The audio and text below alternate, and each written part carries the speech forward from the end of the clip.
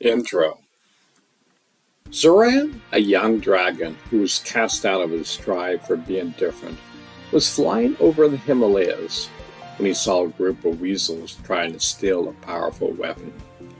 He decided to intervene and managed to stop them, but not before they caused a lot of damage. The weasels were working for a mysterious figure known as the Dragon Knight, who is seeking to collect all four of the powerful weapons in order to rule the world. Zoran realized that he needed help to stop the Dragon Knight, so he flew to Shambhala to seek the advice of the wise masters there. The masters of Shambhala were impressed by Zoran's bravery and agreed to help him. They taught him the ancient art of Kung Fu, which he quickly mastered. With his new skills, Zoran returned to the Himalayas to face the Dragon Knight. The Dragon Knight was a formidable opponent, but Zoran was able to hold his own thanks to his training.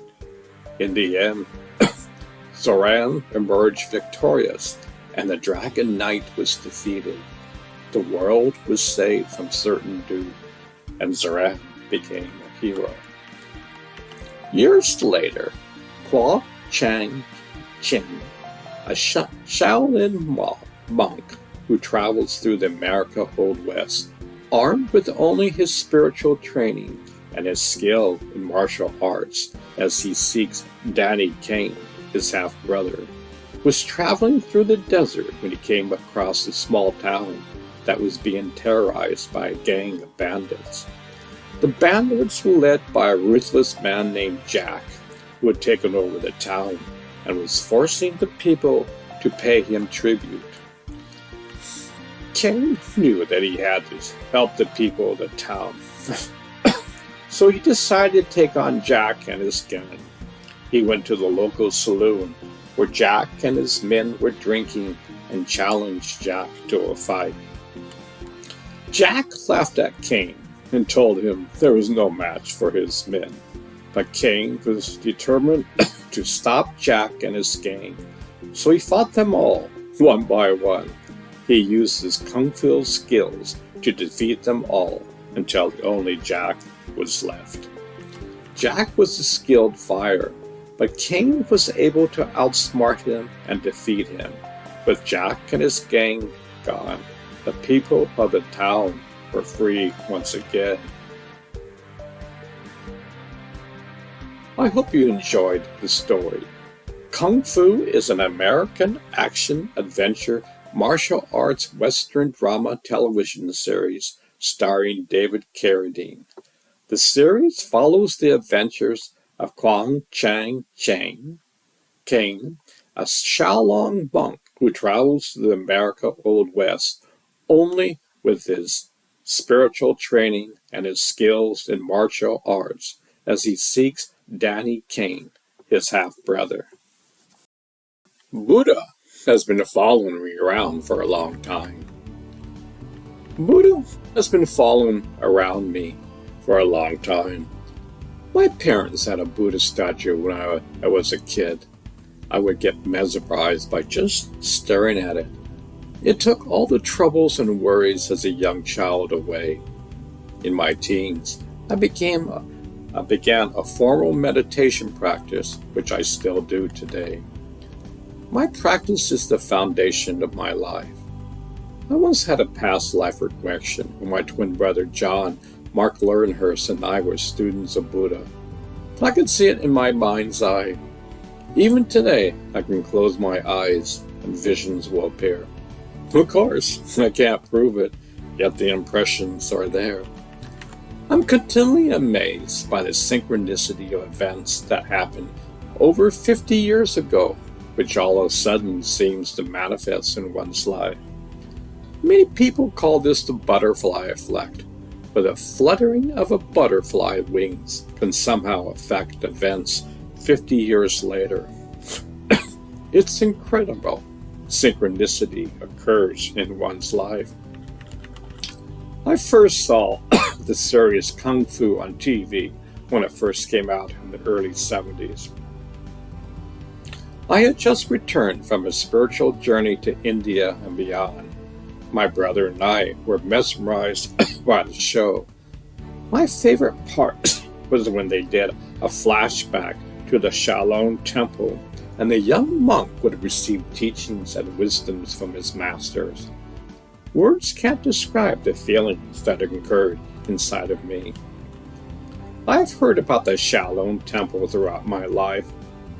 During the 70s, China was a forbidden place to go to. Today is a different story. To be frank, I'm mind blown by the fact that now there's a Shaolin temple in Germany. This temple is in direct contact with the main temple in China. In fact, they even have 5 great masters who come from the Shaolin temple in China to help teach the students in the West. Can you imagine having a school that's been around for 1,500 years? Imagine the great wisdom that has been held for thousands of years. Back then, only a few people had the privilege and honor to be part of the spiritual practice.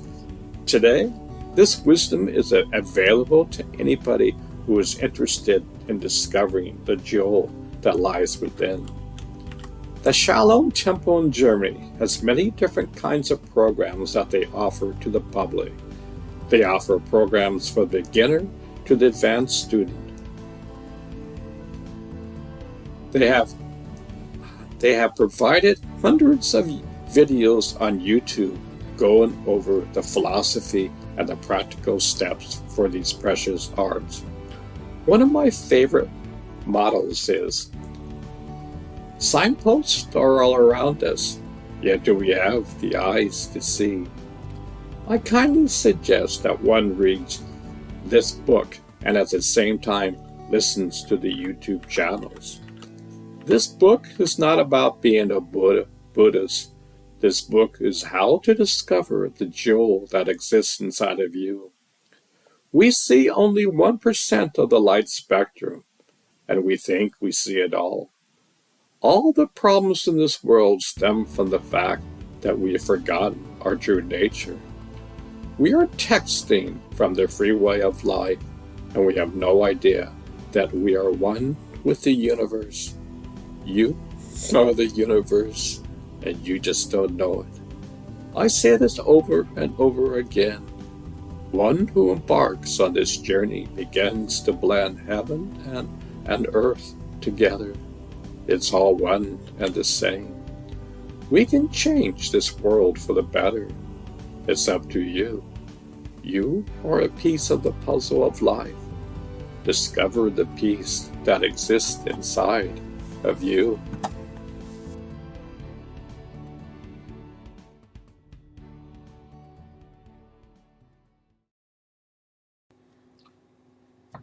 Once upon a time, many, many moons ago, lived the dragons. They live where the British Isles are today. Now these dragons weren't exactly nice. In fact, they were mean. Dragons in the past were kind and caring, yet over time, they lost their awareness. It may seem strange to us, but they love to bicker and quarrel. They love to be angry. They love to create war. That was their form of excitement. This went on for thousands of years. You see, dragons can live to a dear old age. These dragons cause a lot of discomfort in the countryside in the British Isles. Imagine waking up at 3 o'clock in the morning and seeing your precious cow taken away by the dragons. Man would hide all valuables and jewels. The dragons had a sixth sense to find them and steal them. It was true that dragons loved to hoard their wealth. Unfortunately, they couldn't do anything with them. They just loved to sit in their caves and sit on their wealth. Greed came upon them. They didn't know how to share with one another. Consequently, there was a lot of fighting with one another. It seemed like where life was miserable. There was no contentment in their life, no happiness or kindness, not even love. All the dragons were in the same empty boat. They were like ghosts where nothing could fill them up. No wonder man was fearful of the dragons. They were horrible beings. They were up to no good. Man had good reason to be wary of them. During the Crusades, man had the weapons to start fighting the dragons. It was not a glorious time for man and dragons. Many of the traits the dragons had, man embraced. It seemed like man and dragons, at this point in time, had misery in common. Both of them lost the true direction to find the hidden jewel inside. You can't blame them. They never knew it existed inside. The years went by, and the conflict never got better. It just got worse. The dragons were being hunted down and killed one by one. It wasn't a pretty sight. One day, a baby dragon was born during the darkest times. This dragon couldn't relate to anger, war, and greed. All the other dragons thought he was a misfit. All he wanted to do was have fun. He was extremely intelligent and had a lot of humor. He made other dragons laugh. The elders disapproved of this. When he learned to fly, he would go off alone and soar in the sky. He was free at that moment, not a care in the world. He loved that feeling. Somehow he knew that the true nature of a dragon is true freedom. He discovered that kindness, love, compassion, and patience was his true nature. Well, the old elder dragons did not like that at all. They told him that he had to stop this nonsense. You see, the other young dragons liked what they were seeing. They looked how Zoran, the young dragon, was turning their lives upside down. They thought that war, anger, and stealing was truly the way. Now, a young dragon, Zoran, clearly walked on a different path and didn't have a care in the world. Zoran's father had a huge pile of precious jewels, yet Zoran wasn't interested in the slightest. He told his dad the greatest jewels in the universe lie inside. Well, that didn't go over so well. Dad was furious. He was already furious and angry. Remember at that time, the dragons had quite the temper tantrums. Well, this was like putting gasoline on the fire. His dad exploded. Who do you think you are to say such a thing? Zoran knew not to say anything. Sometimes it's wise to be silent. All of the other elders talked with one another about this situation. What are we going to do with Zoran? He is wreaking havoc with his tribes. They decided to give him a little time to see if anything would change. Well, it didn't. Zoran was moment by moment learning how to meditate. He was diving deeper than ever inside of the infinite ocean within. Now you see, these dragons are scared of water. They are fire dragons. Water will extinguish the fire within. Water will extinguish war, anger, and greed. They thought this was their true nature. Zoran discovered something the entire dragon world didn't know. You are the universe. You just don't know it. Well, that was the final straw. They had a council meeting and decided to throw him out. He was still young for a dragon. He was 100 years old. You see, the dragons could live for thousands of years. So he was told to leave and never return. He was cast out of his home. But there's another story to this. A few young dragons decided to go secretly along with Zoran on his grand adventure. Zoran at this time was getting guidance within. One dark and moonless night, they flew out of the cave, never to return again. The rest is history. Zoran hears the east might be a great place to go. They had high and magnificent mountains far from man and other dragons. Up until that time, dragons were extremely rare in the east. They were quite unknown. So they flew away into the darkness of night. The journey was just starting. They had no idea the steps they were going to take.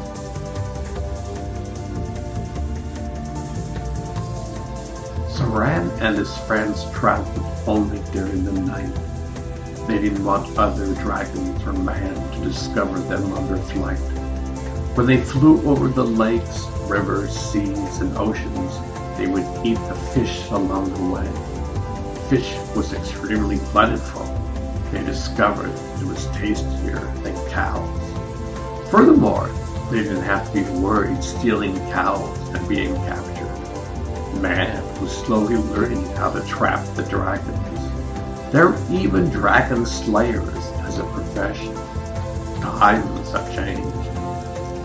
It took 3 solid months to arrive at their destination. They landed in the high mountains in Tibet, far from man and other dragons. It was winter time. They had to fly in fierce snowstorms and bitter winds. Fortunately, they were fire dragons who could keep warm. A water dragon might have frozen to death. Zoran and friends found a beautiful cave to live in. It was huge and had an opening where they could fly in and out. So they set up camp and called it home. Well, winters last for a long time in Tibet, especially at high altitudes. You can only have so much external conversation with one another. Zoran taught them how to meditate. It was slow going at first. None of the dragons realized how powerful the mind was. Zoran simply instructed them to follow their breath. The dragons thought this should be easy. They learned that was more difficult than learning how to fly. You see, even for dragons, flying took time and effort. You had to work at it. They say conquering your mind is the most difficult thing in the universe. Well, the young dragons will completely agree. Since it was winter time, they had all the times in their life. Slowly, they took small baby steps along the way. When winter was over, they took to the skies. They loved the external and internal feelings of flying. Wow, I'm free. I'm not bound to anything. The seasons came and went. Winter has arrived again. They spent their time in meditation. Imagine this went on for hundreds of years. Zoran and his friends were discovering they were the universe. The universe existed inside of them. They were truly discovering their true nature. They were becoming wise. They knew how to laugh and play. They truly enjoyed each other's company. These dragons lost their old egos from the past. They became the first master dragons of their time. Mind you, for their time, dragons are eternal. They are timeless. Zoran and his friends discovered that their true essence was the universe. Well, one day, an incident occurred. While the dragons were flying and having a merry good time, some small youngsters saw the dragons in the sky. They got very excited. They heard old folk tales from their ancestors about dragons flying in the sky. As youngsters, they didn't want to worry their parents. Their moms and dads already had too much on their plate. You see, they were farmers and herders. Life was tough enough as it was. They didn't need another burden. These youngsters started to see them flying more, often during the spring, summer, and fall. During the winter, they never saw them. This went on for many seasons. The youngsters married, had children, and their children had children. It was now a common sight to see, yet nobody ever saw them in person. They were like the UFOs we're seeing today. You see them, but never have a close encounter. One day, during spring, a group of youngsters went exploring. They saw this huge cave with a large opening. They decided to go in. They weren't scared, but were hesitant. Slowly, they walked, step by step, into the cave. To their amazement, they saw Zoran and his friends meditating. It was a sight to behold. They weren't scared at all. In fact, they were so happy and full of love. They had never experienced anything quite like it. The dragons woke up and saw the children sitting there with their eyes wide open. They couldn't believe what they saw. Now the dragons don't speak their language, but they have the capability for non-verbal communication. This means, without saying words, the children could hear from inside of them what the dragon said. The children never saw such a thing like this before. This started a brand new life for the children. They were told, don't tell anyone else. Someday, when this time is right, we will show ourselves to the village. These children came back day after day. The dragons took them on flying rides, which are still being talked about today. Imagine flying on the backs of the dragons. They never experienced such freedom and joy. The dragons slowly taught them how to meditate. They taught them and showed them that kindness, love, and compassion is the true way to live. They did not preach or try to convince anyone. The dragons were pure and didn't have anything to prove, yet their essence rubbed off on the youngsters. Slowly, over time, they embraced these qualities. Mind you, this was a time in Tibet, in China, where war was all around. The same problems that existed in the West existed in the East. Generation after generation, the youngsters migrated to the dragons. The parents and grandparents knew what was going on. They have spent precious time with the dragons and took their wisdom into their daily life. You see, the spiritual path is the most practical path. These small villages were becoming wise. One was a young boy named Confucius. He was seeing this transformation from the dragons and put them into practice. He discovered a system that is still in place in China today. All his wisdom came from spending time with the dragons. He then carried on his journey in life, and we have a great tradition today. One of the earliest students was Lao Tzu. He was truly a man of nature. He spent a considerable amount of time with the dragons. Even at a young age, he was wise beyond his time. Even the dragons were amused at his knowledge and wisdom. At times, it seemed that his wisdom was beyond theirs. Mind you, these dragons were thousands of years old. Lao Tzu was only around 10 years old. Needless to say, There was great friendship and understanding with each other. At that time, China and Tibet couldn't understand the simplicity of Lao Tzu and the dragons. Lao Tzu really didn't care about politics and worldly affairs. He hardly ever went to cities. They were a complete distraction.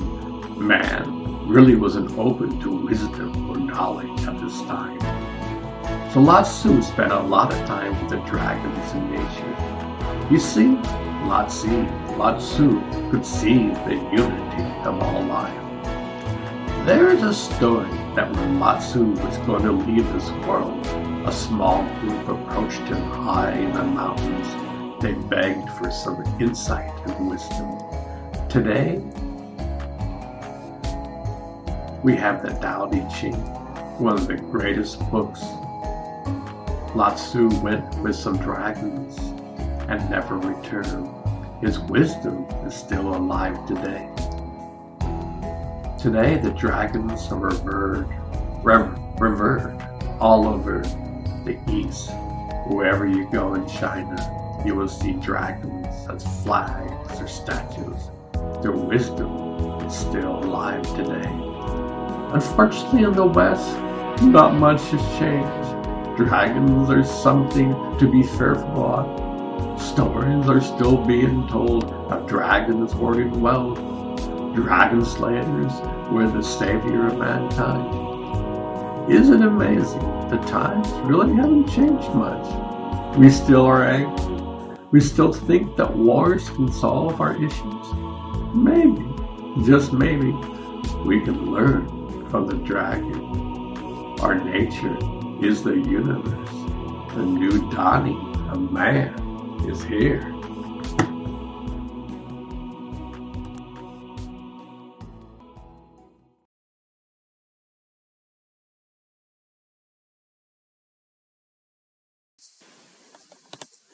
Exploring the Shaolin Temple in Germany. Germany is home to a remarkable place that embodies the essence of the Shaolin legacy, the Shaolin Temple in Berlin.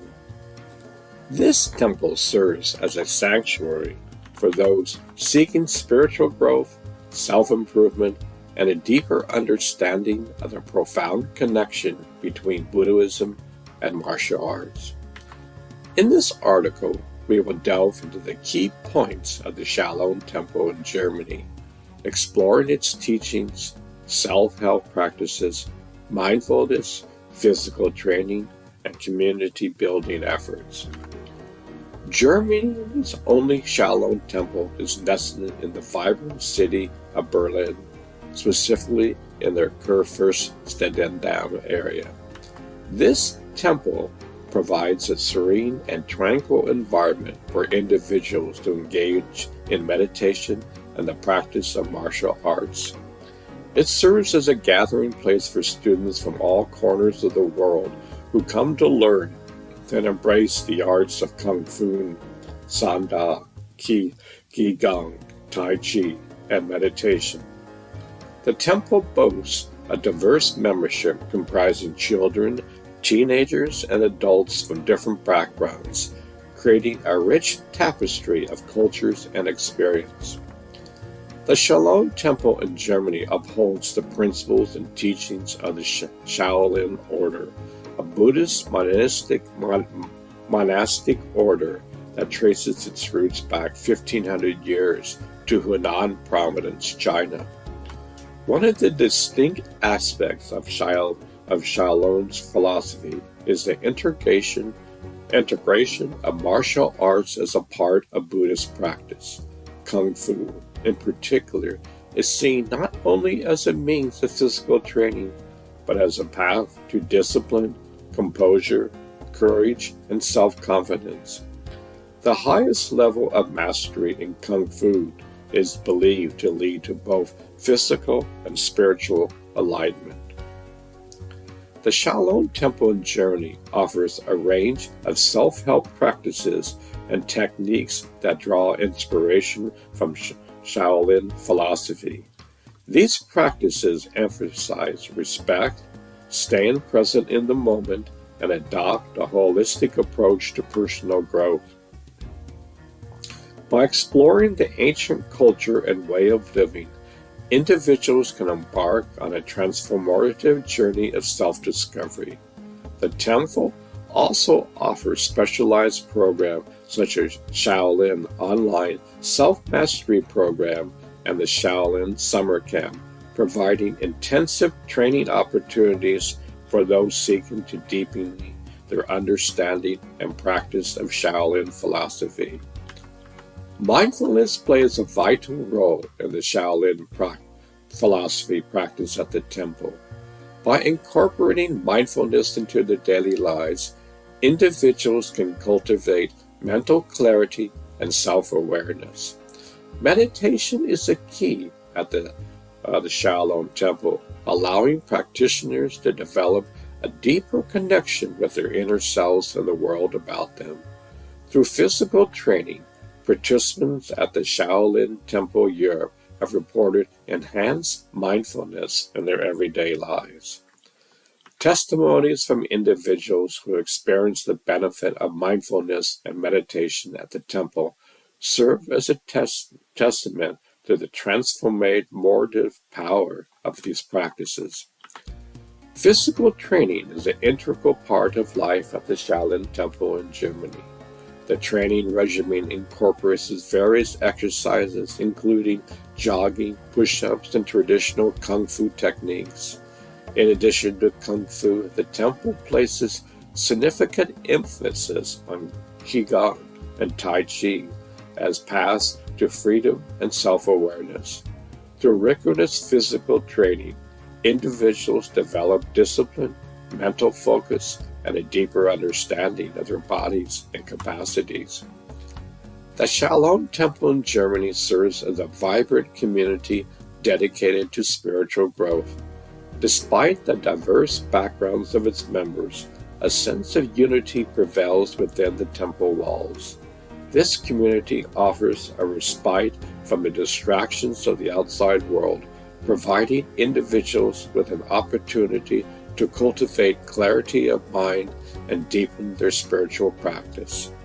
By combining Buddhist teachings with the Shaolin way of life, the temple fosters an environment where individuals can grow spiritually and connect with others on a profound level.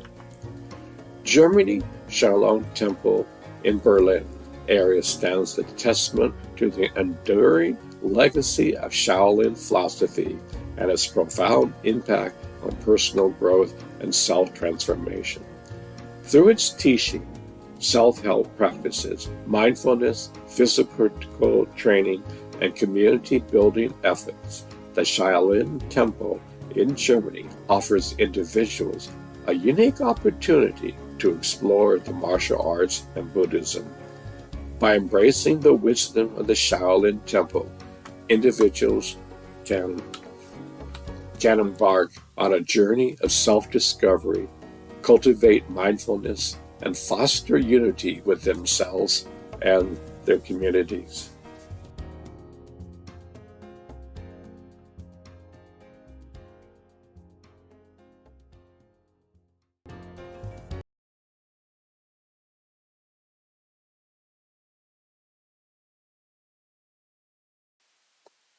The Shaolin Temple is a Buddhist temple in China. The Shaolin Temple is a Buddhist temple in China that's famous for its martial arts. The temple is more than a school of fighting. It's also a place of learning and enlightenment. The monks who live and train at the Shaolin Temple study not only martial arts, but also Chan Buddhism, which contains unbelievable wisdom. The main pillars of Shaolin culture are Chan Buddhism, martial arts, Buddhist art, and traditional Chinese medicine. This cultural heritage still constitutes the daily temple life, is representative of Chinese civilization. The Shaolin philosophy teaches its followers to be disciplined in all aspects of their life, including their thoughts, emotions, and actions. The temple teaches its followers to be mindful of their thoughts and emotions and to cultivate positive qualities like compassion, kindness, diligence, focus, patience, and faith in oneself. Meditation and mindfulness are two of the most influential aspects of Shaolin philosophy. Shaolin monks have been practicing meditation and mindfulness for centuries, and their teachings can easily be applied to our daily lives, even if it's not to the extent that the monks apply them.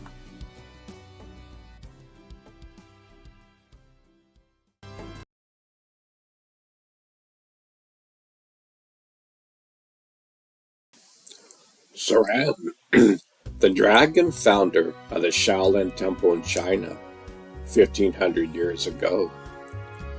Zoran the dragon was a powerful and benevolent being who lived in the mountains of India. He was a follower of Buddha and a master of meditation and martial arts.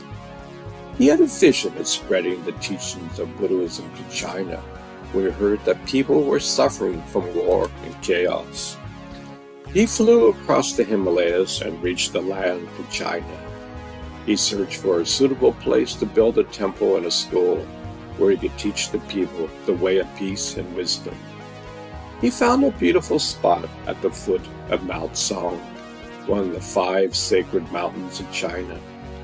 He saw a grove of trees and a clear spring, and he felt a strong spiritual energy there.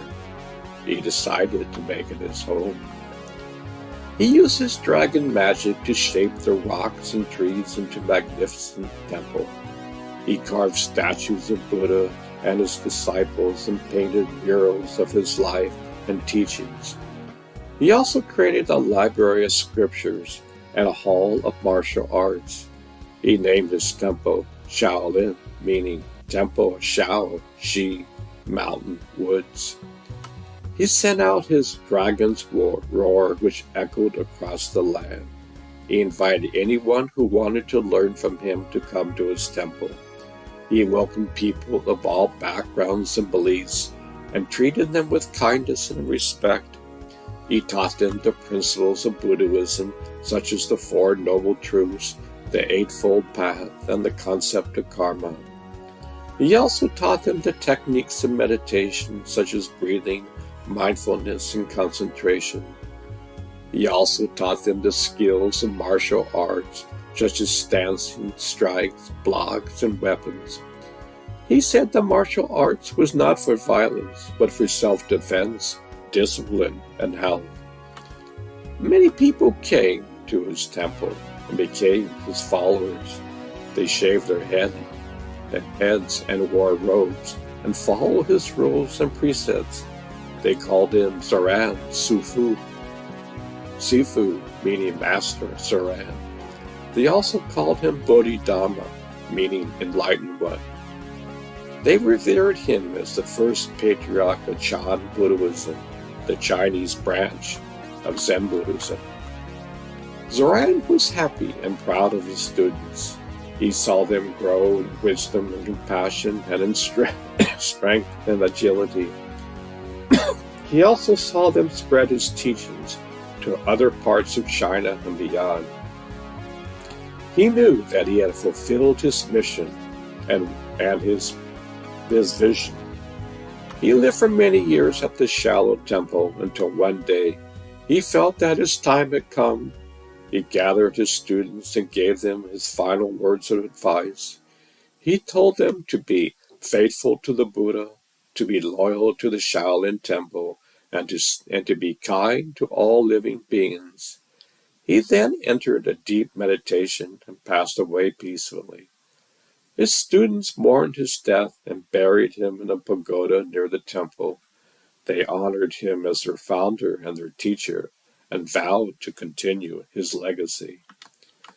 This is the story of Zoran the Dragon, the founder of the Shaolin Temple in China 1500 years ago.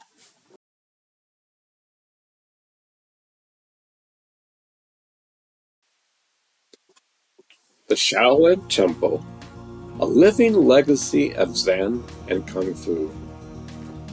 The Shaolin Temple, located at the foot of Mount Song in Henan Province, China, is one of the most famous and influential Buddhist monasteries in the world. Founded in 495 CE by Emperor Xiaoqun of the Northern Wei dynasty, the temple has a history of over 1,500 years and has witnessed the rise and fall of many dynasties and empires. It also is the birthplace of Chan, Zen Buddhism, and the cradle of Shaolin Kung Fu, two of the most distinctive and renowned aspects of Chinese culture. The temple's founder, Emperor Xiaoqun, was a devout Buddhist who wanted to spread the teachings of the Buddha to China.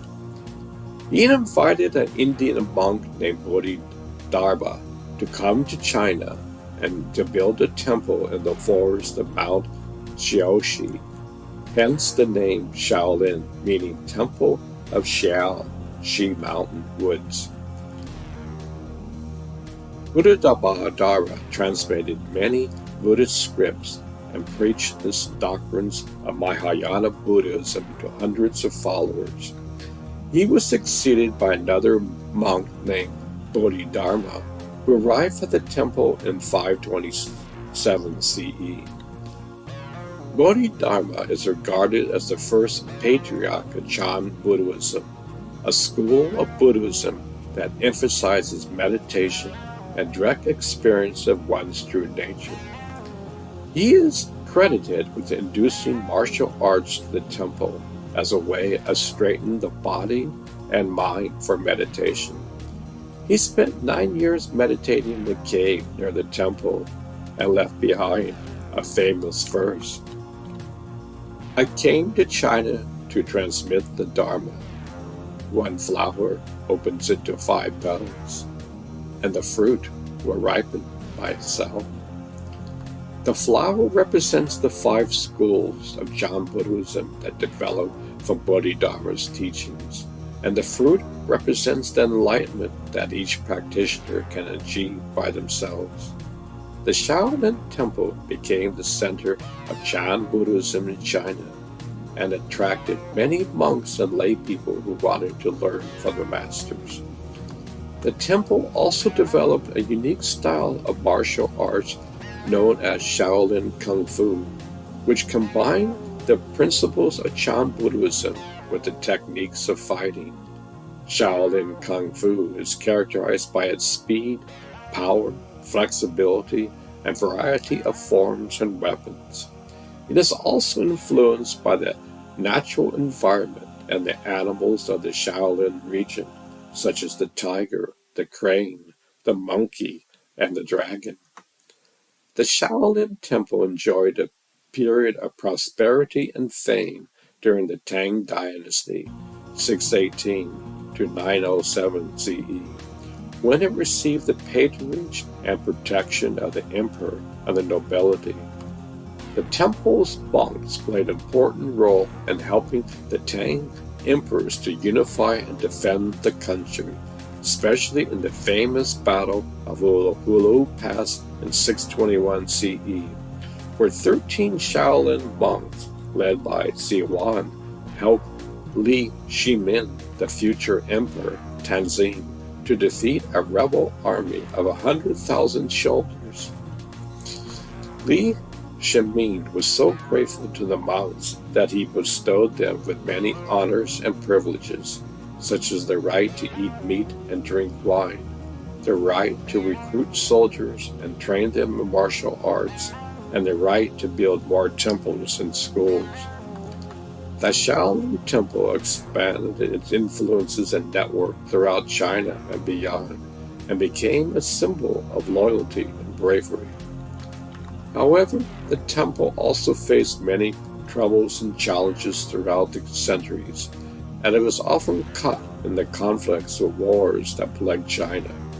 The temple was attacked and destroyed several times by different enemies such as the Mongols, the Manchus, the Qing Dynasty, the Tamping rebellion, the warlords, the Japanese, and the communists. The temple monks fought bravely to defend their home and their faith, but they also suffered heavy losses and casualties. Many of the temple buildings, scriptures, relics, and artworks were burned, looted, or damaged. Many of the temple's masters, disciples, and secrets were killed, captured, or scattered. The temple's reputation and influence declined and faded, and it was almost forgotten by the world. The temple revival began in the late 20th century and was reopened and restored by the Chinese government and the Buddhist community. The temple monks resumed their religious and martial arts activities and welcomed visitors and students from all around the world. The temple's culture and heritage was also promoted and popularized by the media and the entertainment industry, especially by the movies and the books of the Hong Kong martial artist star Bruce Lee, who was inspired by the Shaolin Kung Fu and the Chan philosophy. The temple's legacy and spirit was also spread and preserved by the many branches and schools of Shaolin that were established in China and abroad, such as the Shaolin Temple USA, the Shaolin Temple UK, and the Shaolin Temple India. Today, the Shaolin Temple is still alive and well and continues to be a living legacy of Zen and Kung Fu. The temple is a UNESCO World Heritage Site and attracts millions of tourists and pilgrims each year. The temple is also a center of learning and research and hosts many academic and cultural events and exchanges. The temple is also a source of inspiration and guidance, and teaches the value of wisdom, compassion, courage, and peace. The temple is also a symbol of hope and harmony, and strives to promote the dialogue and cooperation among different religions, cultures, and nations. The Shaolin Temple is not only a temple, but also a way of life. It is not a history, but also a future. It is not a legend, but it's also a reality.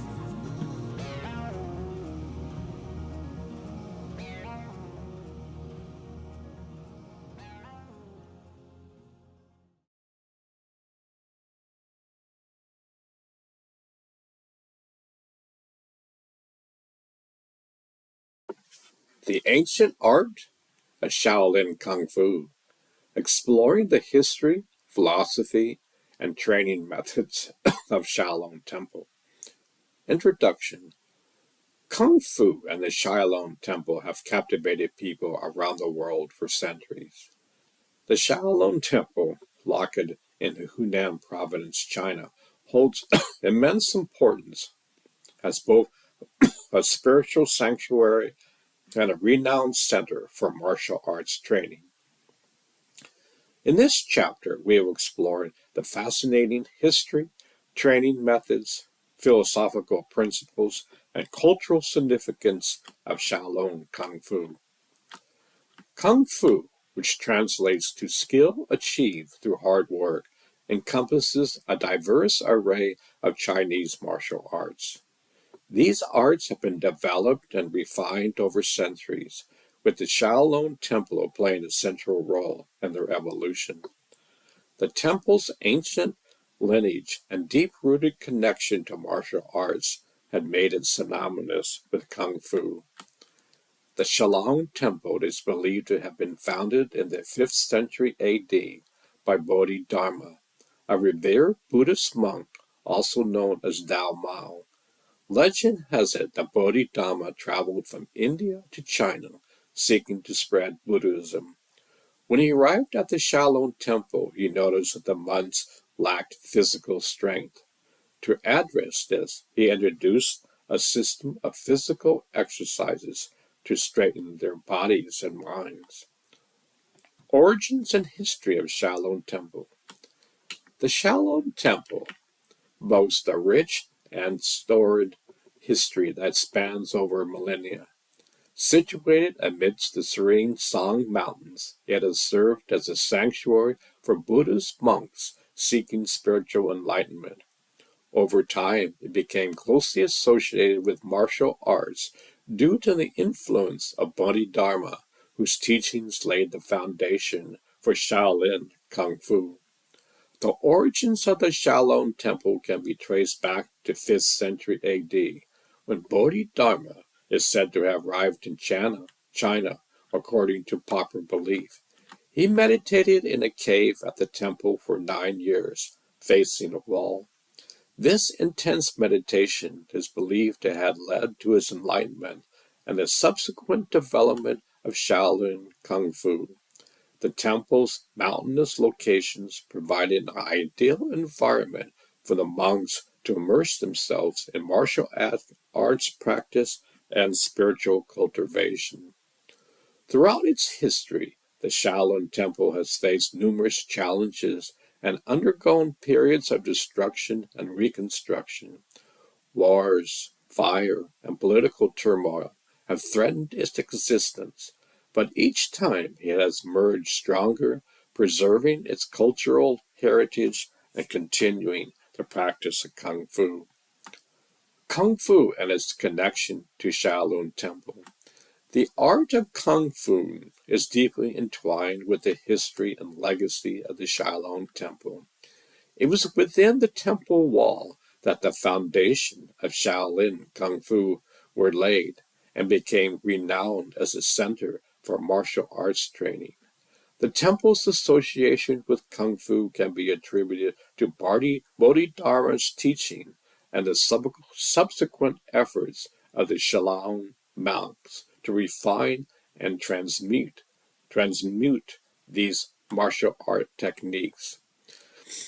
Shaolin Kung Fu is characterized by a unique combination of physical techniques, mental discipline, and spiritual development. It emphasizes the harmonious integration of body, mind, and spirit, allowing practitioners to cultivate both their physical abilities and their inner selves. One example of a famous Shaolin Kung Fu style is a five-element fist.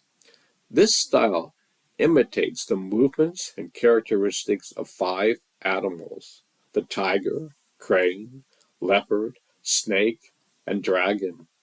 Each animal represents a different fighting technique and strategy.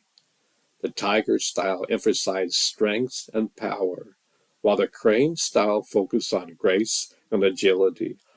The leopard style emphasizes speed and agility, while the snake style emphasizes flexibility and precision. The dragon style combines all these elements, representing the ultimate expression of Kung Fu mastery. The connection between Kung Fu and the Shaolin Temple can be traced back to Bodhidharma's teachings. He believed that physical strength and discipline were essential for the monks to endure the rigorous demands of their spiritual practice. By incorporating martial arts into their training, the monks could cultivate their physical and mental faculties, ultimately leading to a deeper understanding of themselves and the world around them. Training methods and techniques of Shaolin Kung Fu. The training methods and techniques of Shaolin Kung Fu are as diverse as the art itself. Shaolin Kung Fu's training encompasses a wide range of physical exercises, forms, and combat techniques. The training focuses on building strength, flexibility, speed, and endurance, allowing practitioners to develop their physical capability to their fullest potential. Physical conditioning plays a crucial role in Shaolin's Kung Fu training. The monks engage in rigorous exercises that target different muscle groups, enhance their overall fitness, and lay the foundation for mastering various combat techniques. These exercises include strength training, endurance training, agility drills, and flexibility exercises. In addition to physical training, Shaolin Kung Fu places great emphasis on mental discipline and spiritual development. Meditation is an integral part of the training, allowing practitioners to cultivate focus, concentration, and inner peace.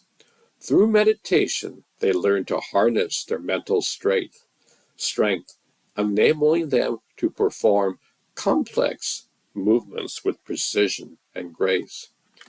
Kung Fu encompasses a wide range of combat techniques, including punches, kicks, blocks, throws, joint locks, and weapon training.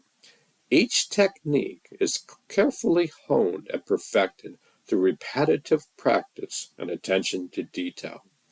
The focus is not only on executing powerful and effective movements, but also on understanding the underlying principles and concepts that govern each technique.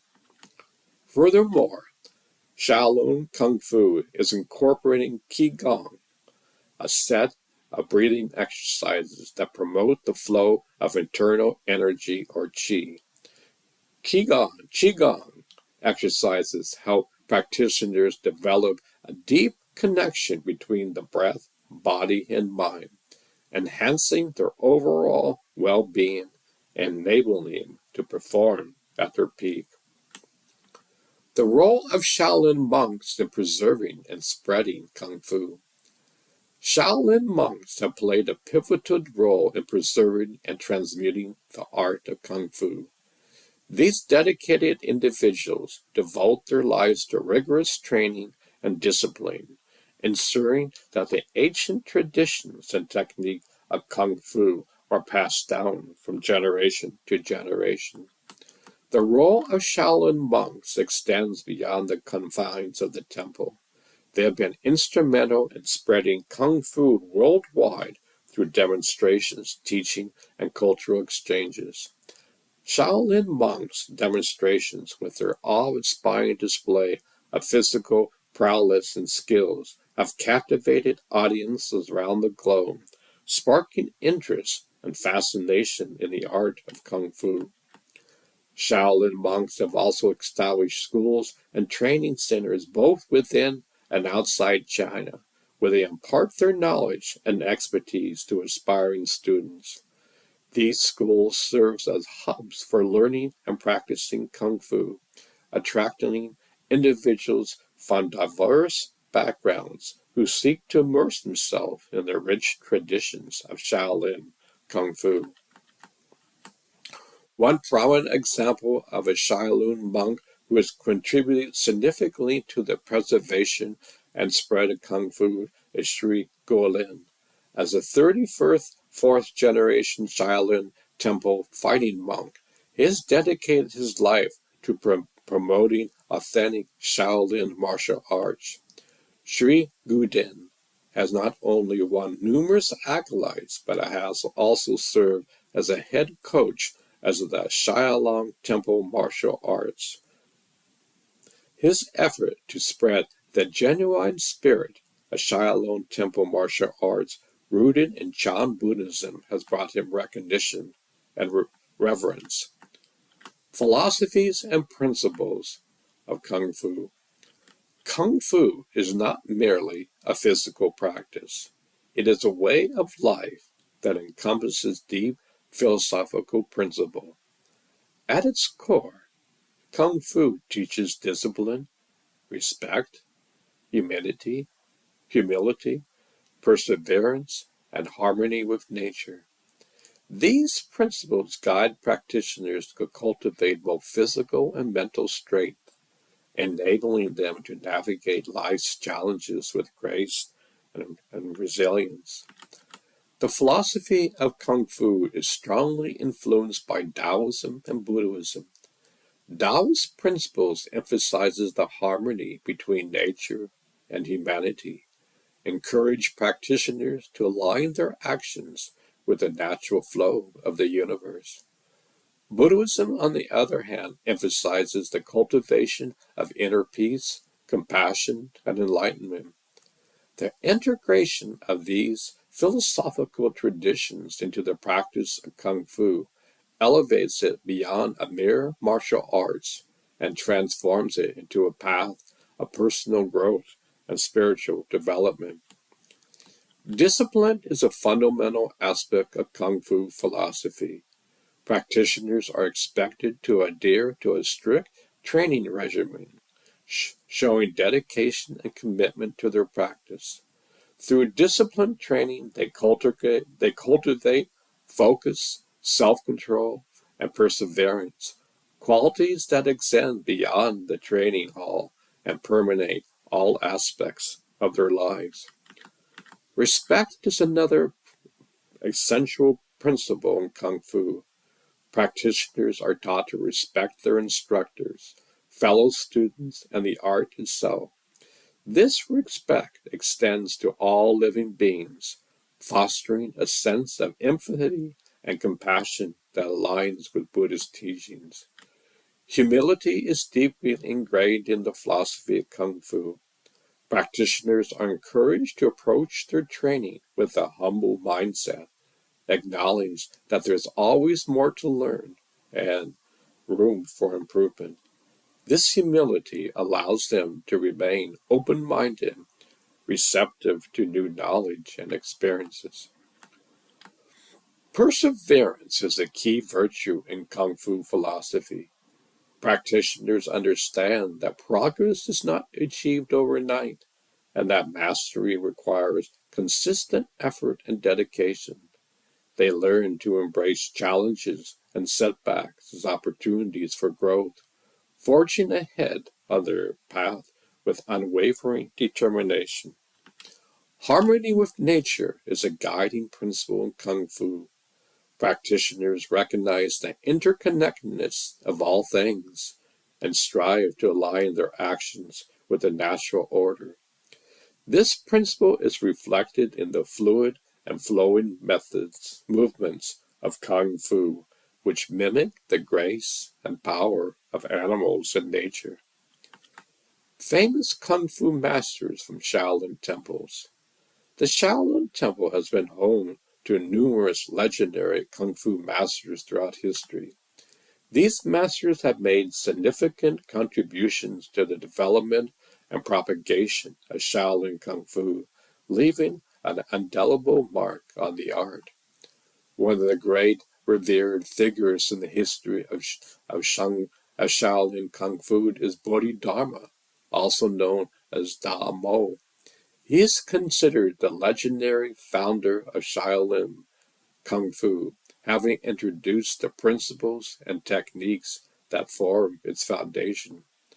Bodhidharma's teaching laid the groundwork for the subsequent generations of Kung Fu masters who honed and expounded upon his legacy.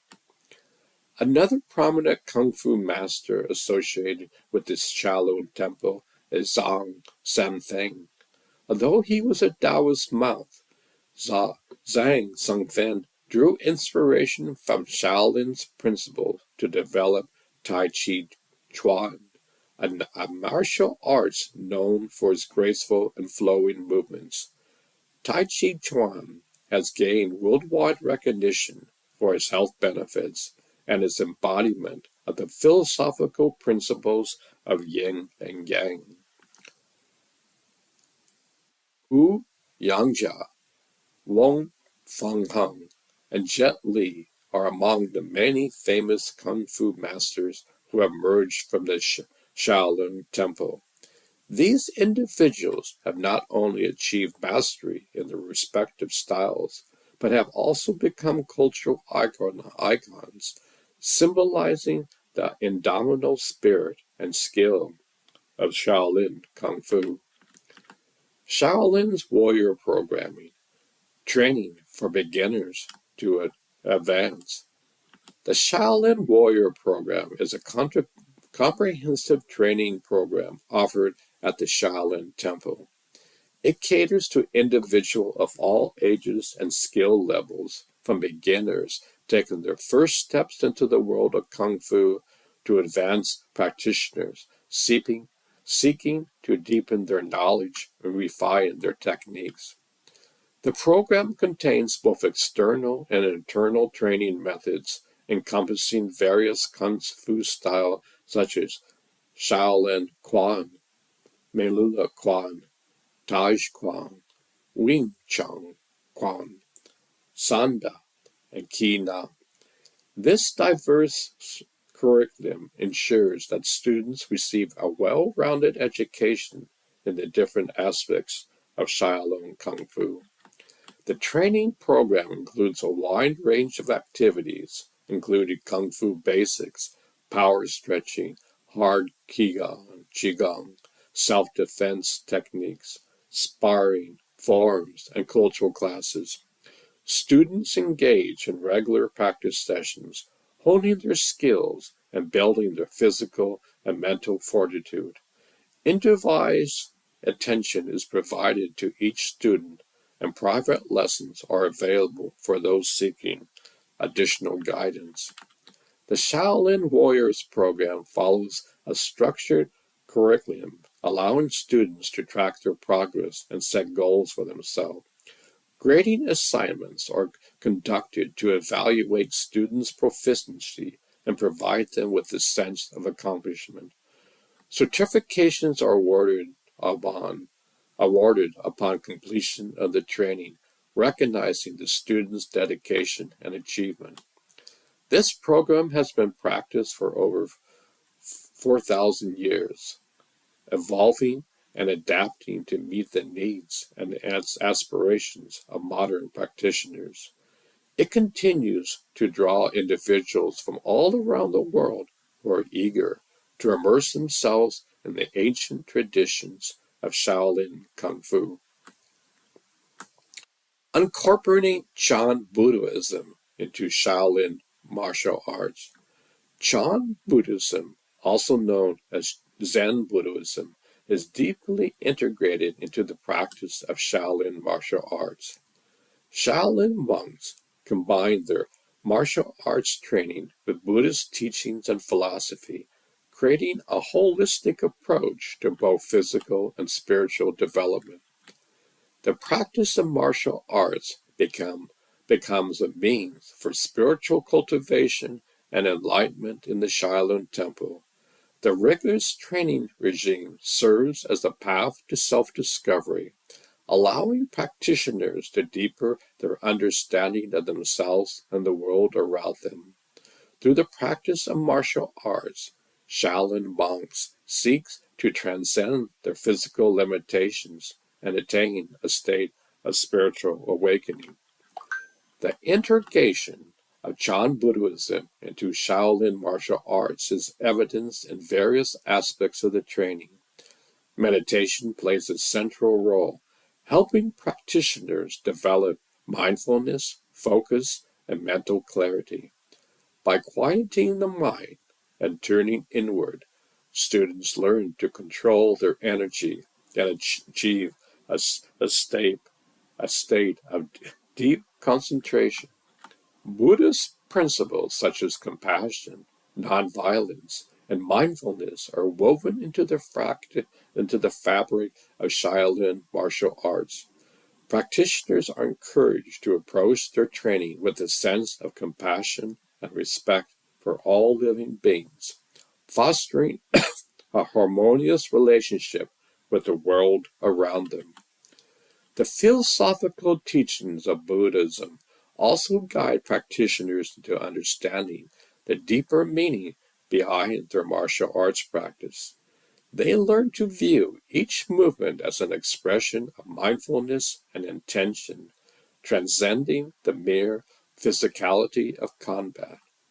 The integration of Chan Buddhism into Shaolin's martial arts elevates the practice beyond a mere physical discipline, transforming it into a path of self-discovery and spiritual growth. The evolution of unarmed combat in Shaolin Temple. During the late Ming and Qing Qing dynasties, the Shaolin Temple played a significant role in the development of unarmed combat in China. Unarmed combat techniques, also known as hand combat, were influenced by local civilian styles and practices and were integrated and refined within the temple walls. The rise of hand combat was driven by a desire for a new mode of self-cultivation that encompasses not only physical training, but also medical practices and syncretic philosophical components. The temple served as a platform for studying, perfecting, and preserving these techniques, which would later contribute to the diverse landscape of Chinese martial arts.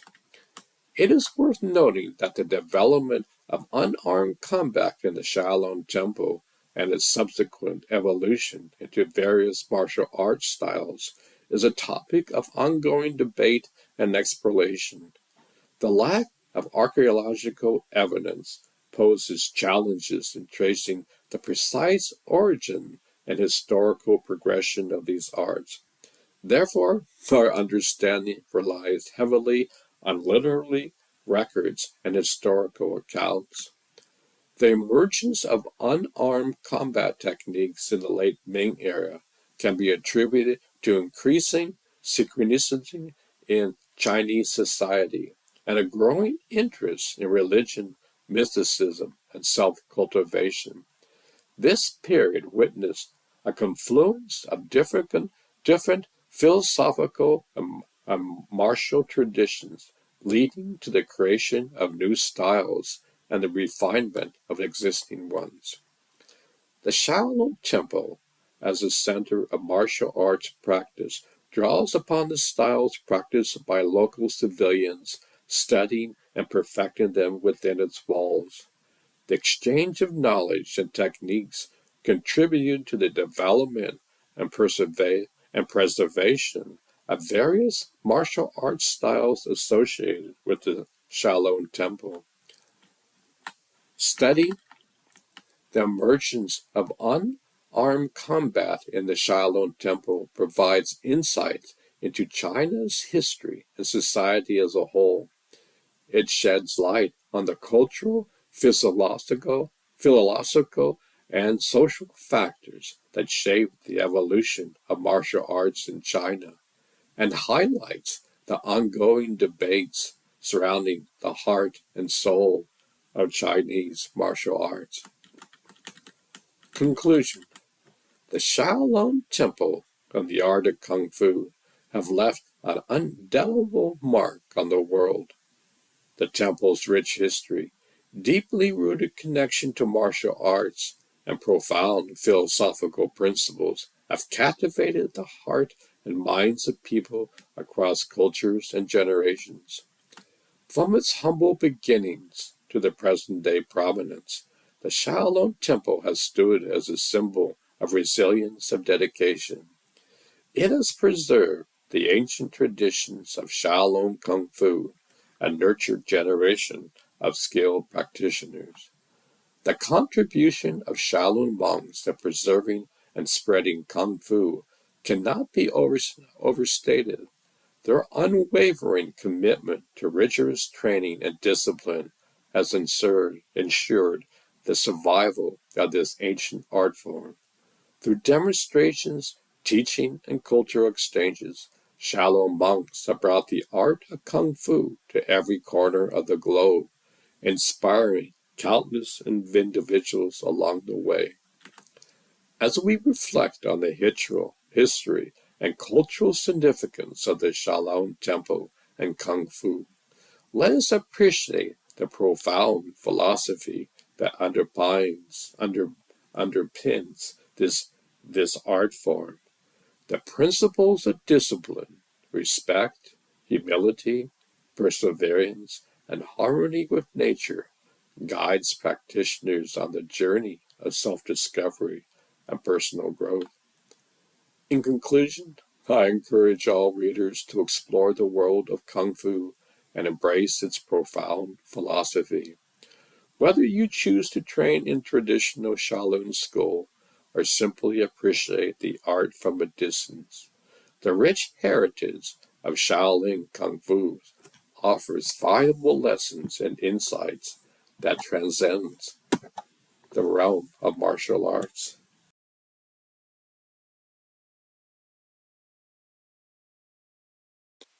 Bruce Lee and Kung Fu. Bruce Lee was a martial artist, actor, and philosopher who was widely regarded as one of the most influential martial artists of all time. He was born in San Francisco, California in 1940, and he began studying martial arts at a young age. He was particularly interested in the Shaolin Temple and its teachings, and he incorporated many of these teachings into his own martial arts style. Lee's training in the Shaolin Temple was brief, but he had a profound impact on his life and his martial arts philosophy. He was exposed to the teachings of Chan Buddhism, which emphasizes meditation and mindfulness, and he incorporated these practices into his own martial arts training.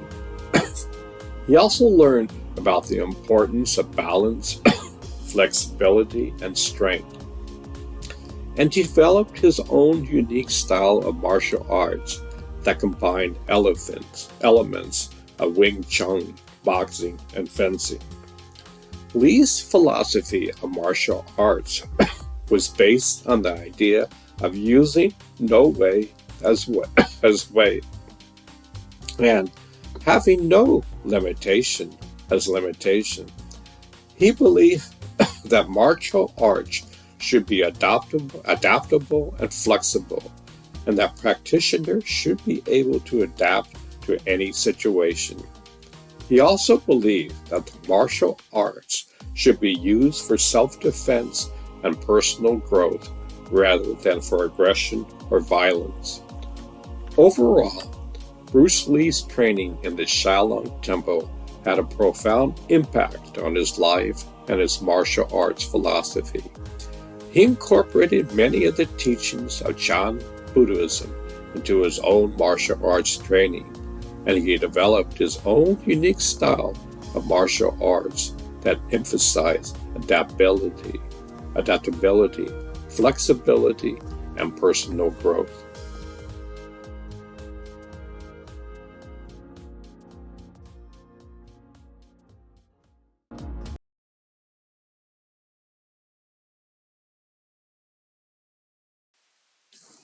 Sri Yi, Best Motivation Video. He serves as a leading headmaster at Shaolin Temple, Europe, Germany. Sri Yi was born in Germany to Asian parents. He grew up in Heidelberg, Germany. Shi's parents hailed from Vietnam, but for many years they lived in a refugee camp in Laos. In 1979, his parents fled as boat people and arrived on the borders of Germany for greener pastures. At the time of immigration, his mother was pregnant and had his elder brother in her womb. Shri's elder brother is 4 years elder to him. Attracted towards martial arts, while growing up, Shri watched many martial art movies, and as a young age, he got attracted towards the martial arts. He watched the 36th Chamber of Shaolin film and other films on the Shaolin Temple. Joining Shaolin Temple year, much like him, his father was also interested in the martial arts. So at 4, Shi got enrolled by his father into the nearby Shaolin Temple, Europe. Here at the Shaolin Kung Fu School, he started practicing Kung Fu and fell in love with it, and it also included mental and physical training and behavior development. Later, he also got attracted towards Qigong and Shaolin Roquan. At Shaolin Temple, she not only learned martial arts, but also the theories behind them. She's school used to get closed in the afternoon at 1 p.m. or 3 p.m., and the abbot of the monastery used to pick him up from school and reach the Shaolin Temple, where he used to start the training from 4 p.m. and he used to train until 10 p.m. He used to play chess with the abbot. Shri used to train on Mondays, Wednesdays, and Fridays, and likewise trained in Kung Fu from the age of 4 to 12. Initially, he was not interested in learning the background of Kung Fu, but at 12, he developed a curiosity for learning it. 5 Masters. In 2001, Shri became a disciple of Shaolin masters, namely Di Shang, Yanglin, Master Shri Yang Bao, Master Shi Yang Zin, Shri Yang Fei, and Shri Yang At. These Shaolin masters arrived in Germany from Shojin's Shaolin Temple in China. Education. She did his teachings, his schooling in Germany. His parents expected him to excel in studies and wanted him to grow up to become either a doctor, engineer, or lawyer. Even though he did a couple of university degrees, including an MBA and a few diplomas, he wasn't satisfied with the education. The reason for his dissatisfaction was that education taught him a multitude of things, but not about himself. Thankfully, he learned self-exploration, self-discovery, and monastic practices from a young age from the Shaolin Temple. Choosing a monastic life. After completing his MBA, Shri's parents wanted him to get a regular job, but he was attracted towards the monastic life. He decided to continue living it and learn more about himself. After facing some difficulties, he wanted to quit his monastic life, but his father encouraged him not to do so. At that time, he decided to teach the Shaolin approach to others, as he believed that this approach helped him in achieving balance in his life. During that time, he was influenced by his master's advice. Base your life on something that you like to do and that you are able to do. Ships. Shaolin Temple Europe is a Buddhist monastery, and this organization was established in 1996. In 2011, after completing his studies, he wanted to establish the Shaolin Temple in Heidelberg and found an area to establish the temple. Even though the area was on sale, as he had just completed his studies, he was not able to afford it. Fortunately, a bank granted him credit, and he established Shaolin Temple Europe in Heidelberg. Until 2017, she financially struggled to make the temple profitable, but thanks to the growing popularity of the monastery, he has been able to turn the tables. As of 2023, he is serving as the leading headmaster of the Shaolin Temple Europe in Heidelberg, Germany. An interesting fact: this Shaolin Temple is housed in a wooden building built prior to the 1940s. 35th generation of Shaolin Masters. He belongs to the 35th generation of Shaolin Masters and follows Buddhism. He mostly teaches mental and spiritual development, and his aim is to spread the ancient knowledge inherited from more than 1,500 years to the modern world. He also teaches self-mastery, Shaolin arts, Qigong, breathing methods, etc. He also provides online training through his website and YouTube channel. As of November 2023, he has 378,000 subscribers on his YouTube channel. He delivered a couple of TED Talks, the first one in January 2020 in Sofia, Bulgaria. Master Shi Hong Yi, 5 Hindrances to Self-Mastery, and as of March 23, he has more than 15 million views. In November 2022, he developed his second TED Talk, Test Your Mind, Shaolin Spirit. He's also a polyglot, as he knows many languages, namely Vietnamese, Romanian, French, English, and Deutsch. He lives in Heidelberg, Germany.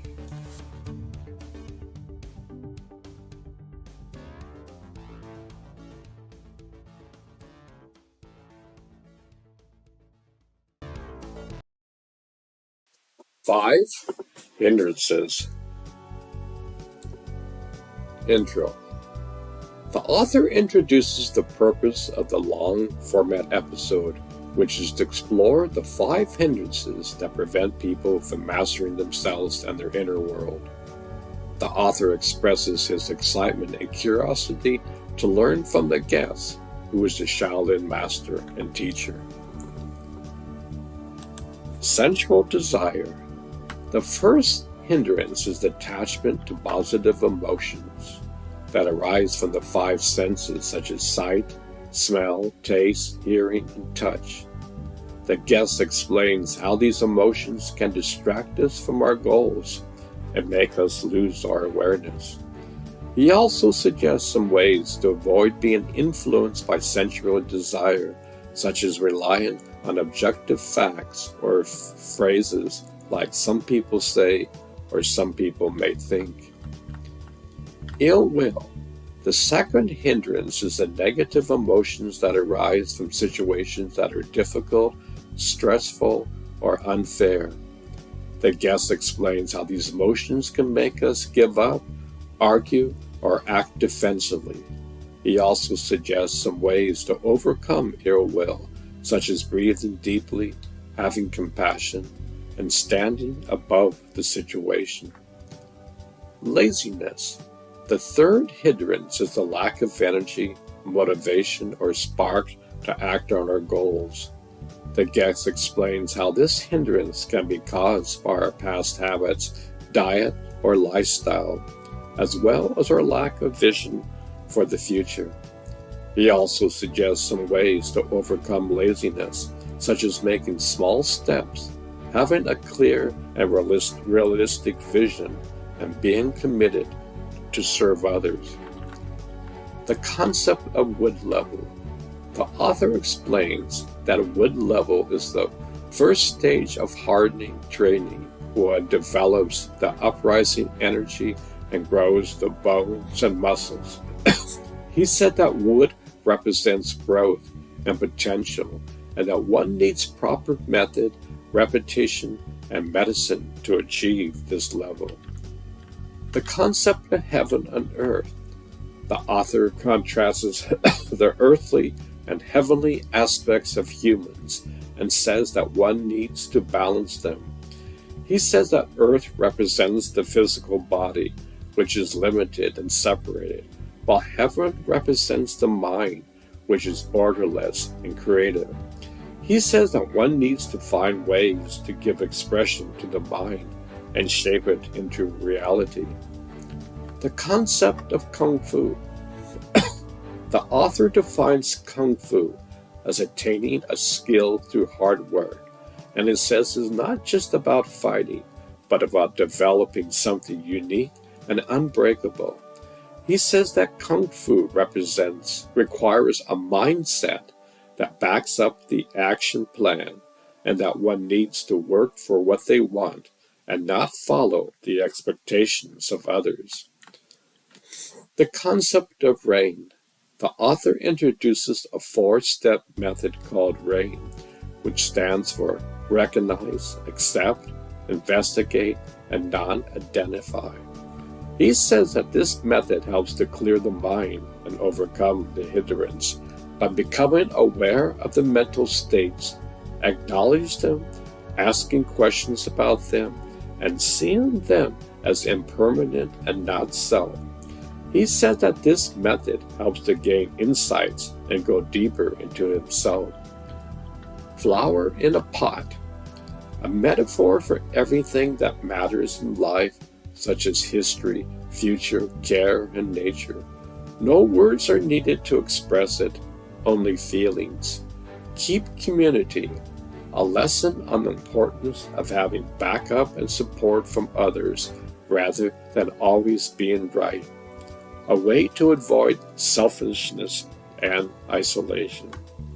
It's repeating, a principle of learning and developing skills based on working in cycles and going deeper into the body and mind. A method of cultivating hard qualities such as gratitude by recalling and breathing into the feeling. Self-mastery, a goal of turning the finger around and investing in oneself rather than blaming others or the world. A way to become a magnet for the thing one wants to create and attract. A recognition that one is one's own master and needs the right tools and mentors to grow.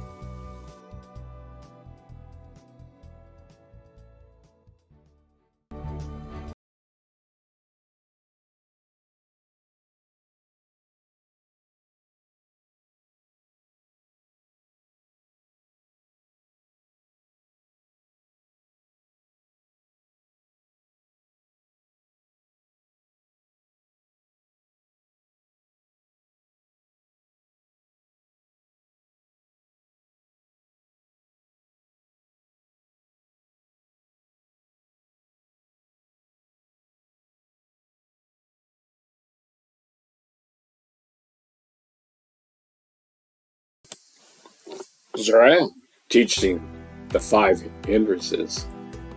Zoran was a young dragon who had been cast out of his tribe for being different. He had traveled to Tibet where he discovered meditation and the true nature of the universe. One day he met a group of young Tibetan children who were curious about the world around them.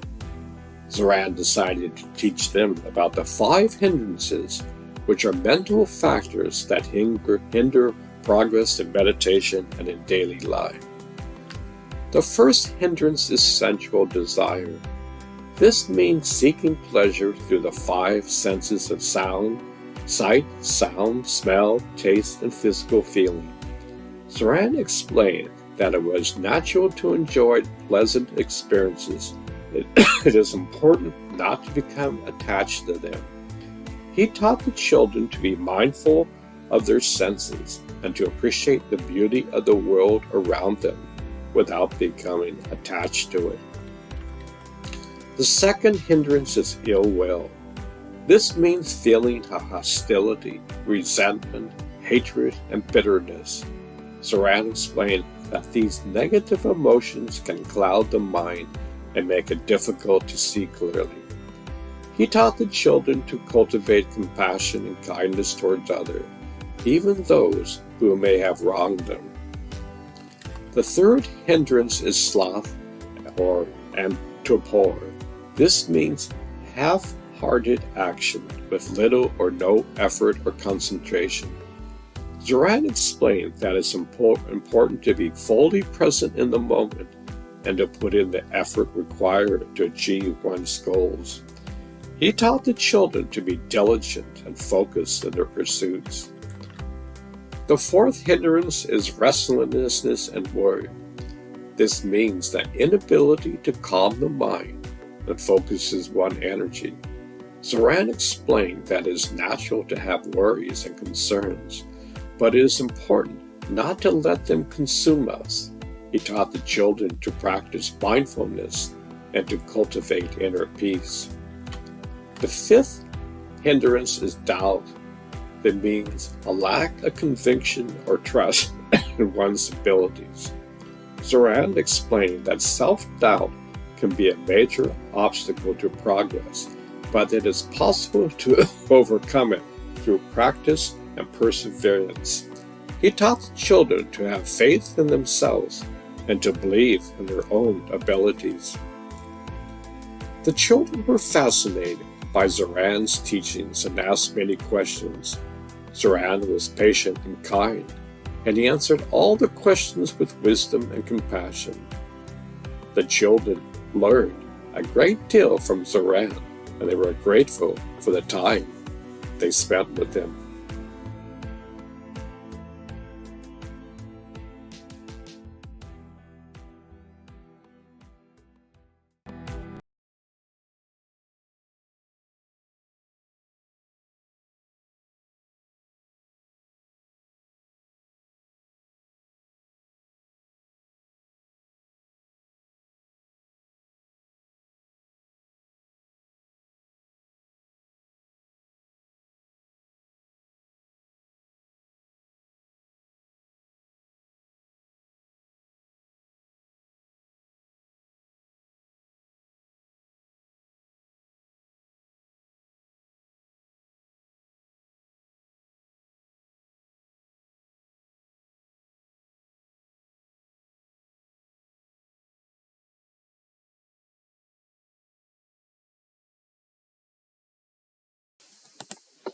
Central desire.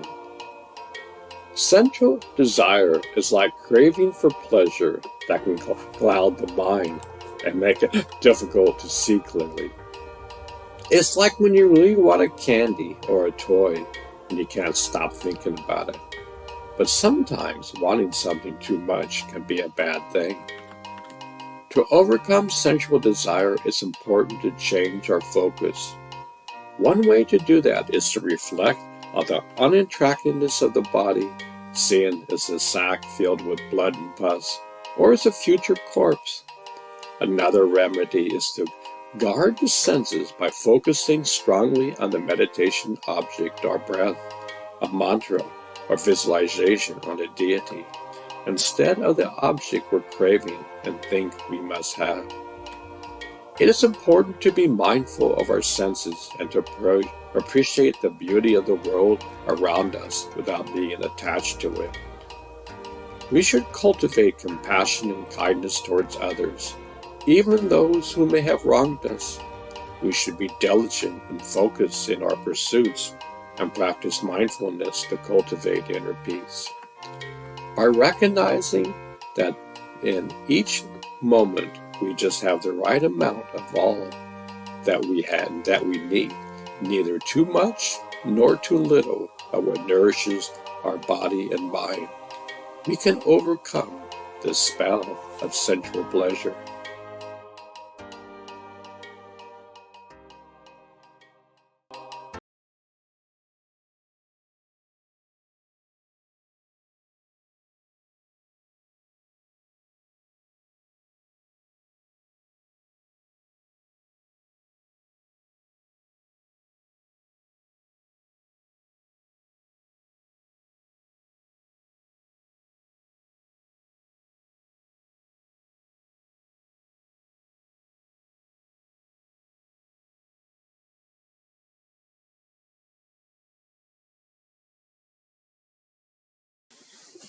Tools to overcome sensual desire.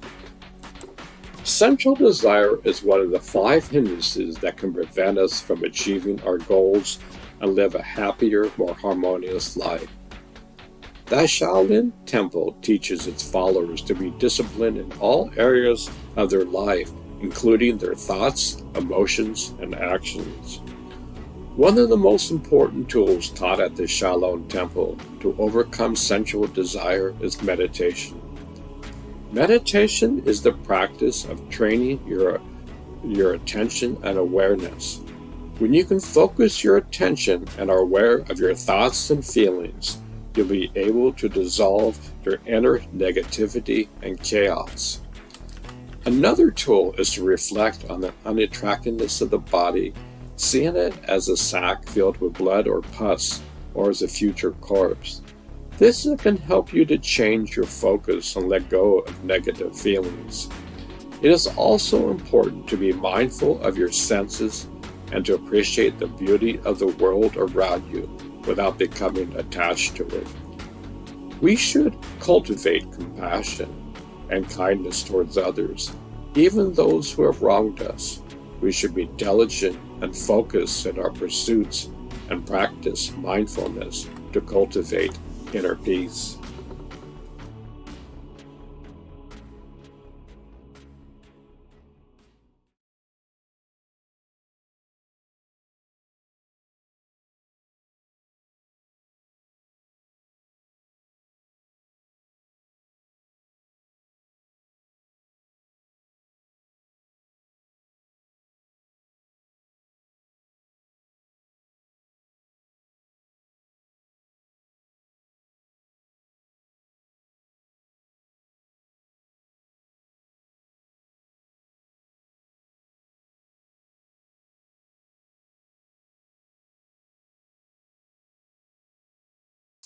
Sloth and torpor. Sloth and torpor is one of the 5 hindrances or mental obstacles that can arise during meditation and impede the cultivation of insight. It is characterized by half-hearted action with little or no effort or concentration. It can be difficult to stay focused and alert when sloth and torpor is present.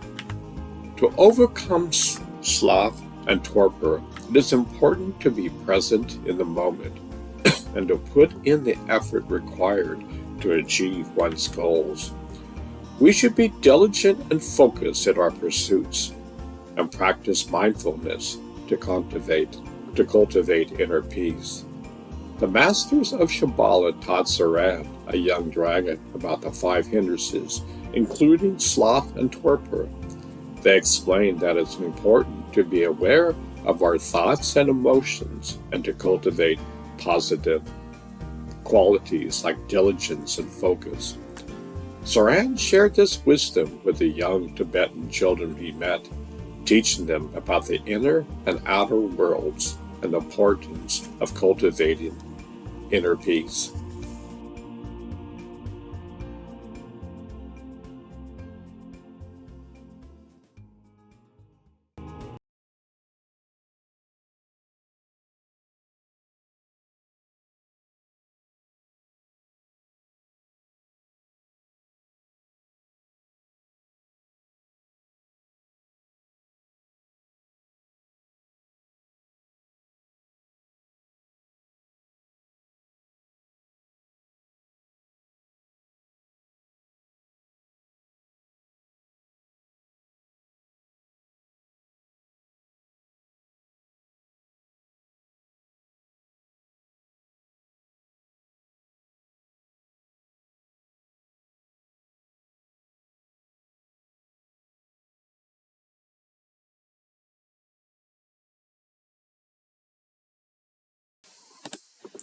Tools to overcome sloth and torpor.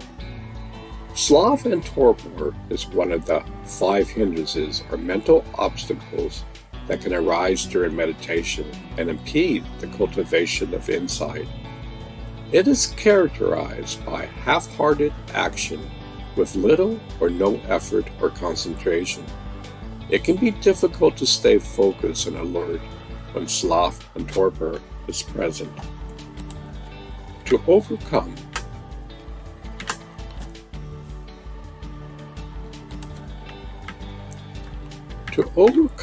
sloth and torpor, it is important to be fully present in the moment and to put in the effort required to achieve one's goals.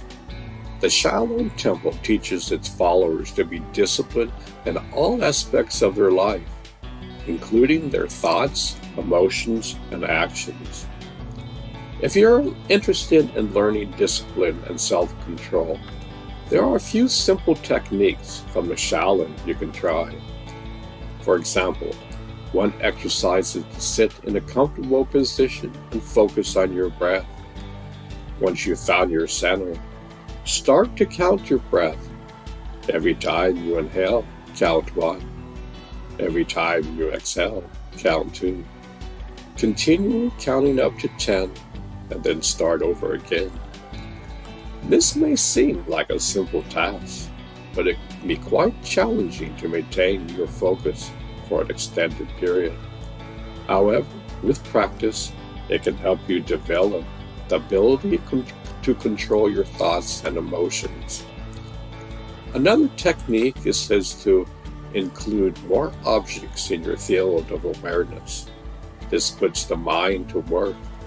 Also, as you can do the same thing while meditating, open your eyes or change posture when sloth or torpor arise in meditation.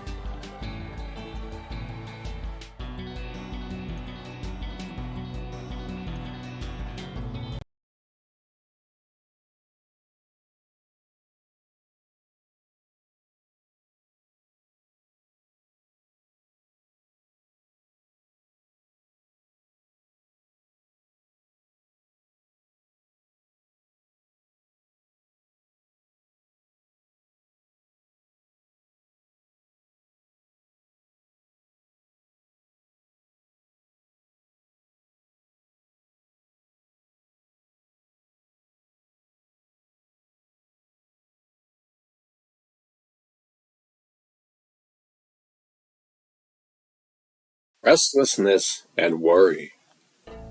Restlessness and worry is one of the 5 hindrances or mental obstacles that can arise during meditation and impede the cultivation of insight. It is characterized by the inability to calm the mind and focuses one energy. It can be difficult to stay focused and alert when restlessness and worry is present. To overcome restlessness and worry, it is important to turn towards it and be present for it and engage it. We should be mindful of our thoughts and emotions and try to let go of negative feelings. We should also practice mindfulness and cultivate inner peace. The masters of Shambhala taught Zoran, a young dragon, about the 5 hindrances, including restlessness and worry. They explained that it's important to be aware of our thoughts and emotions and to cultivate positive qualities like patience, discipline, and courage. Zoran shared his wisdom with the young Tibetan children he met. Teach them about the inner and outer worlds and the importance of cultivating inner peace.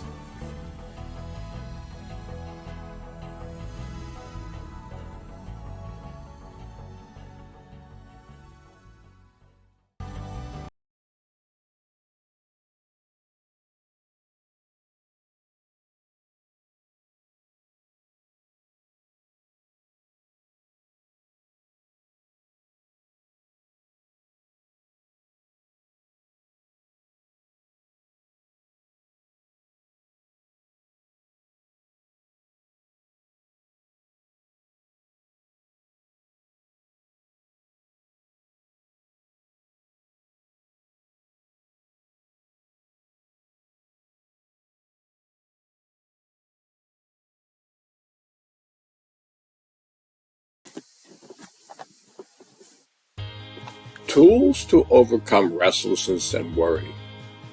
Restlessness and worry is one of the 5 hindrances or mental obstacles that can arise during meditation and impede the cultivation of insight.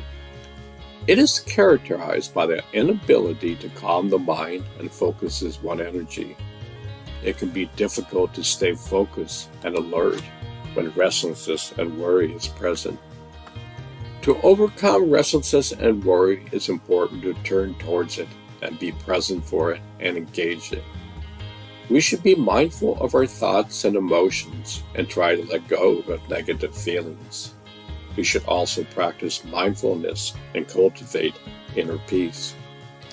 The Shaolin Temple teaches its followers to be disciplined in all aspects of their life, including your thoughts, emotions, and actions.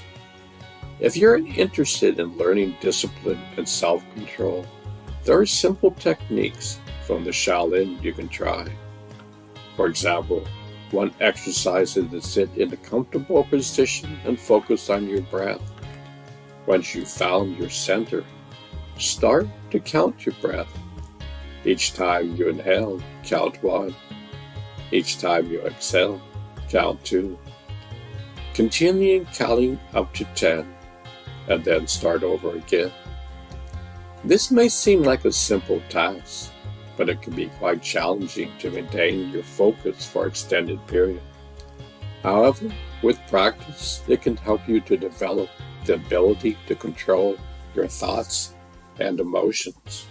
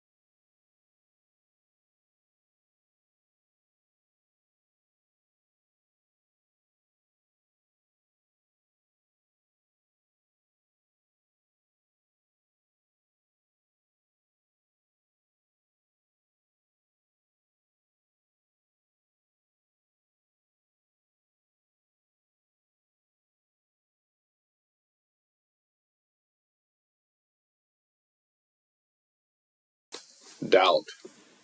Doubt is one of the 5 hindrances or mental obstacles that can arise during meditation and impede the cultivation of insight. It is characterized by indecision, uncertainty, and lack of confidence. It can cause a person to hesitate, vacillate, and not settle into meditation practice. Its simplest manifestation can be a lack of clarity about the meditation instruction, which may be settled quickly with further instruction. More dramatically, doubt can involve deep, fiery, inner conflicts and fears stirred up by the practice. All along the spectrum, doubt can keep the mind agitated, perhaps simmering in discursive thought and feelings of inadequacy. To overcome doubt, it's important to question it and inspire action and the impulse to understand. A questioning attitude encourages deeper investigation. It is a healthy doubt that can overcome complacency and loosen preconceived ideas. The masters of Shambhala taught Zoran, a young dragon, about the 5 hindrances, including doubt. They explained that it's important to be aware of our thoughts and emotions and to cultivate positive qualities like courage and faith in oneself. Zoran shared this wisdom with the young Tibetan children he met, teaching them about the inner and outer worlds and the importance of cultivating inner peace.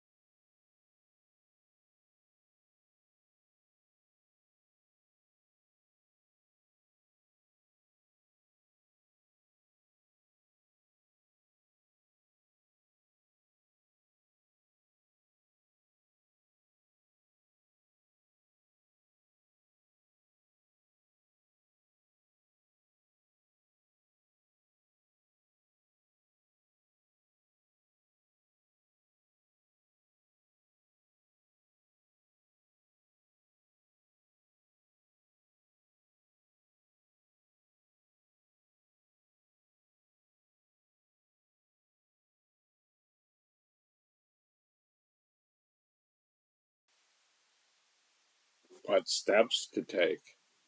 This YouTube video talks about the story of the Buddha.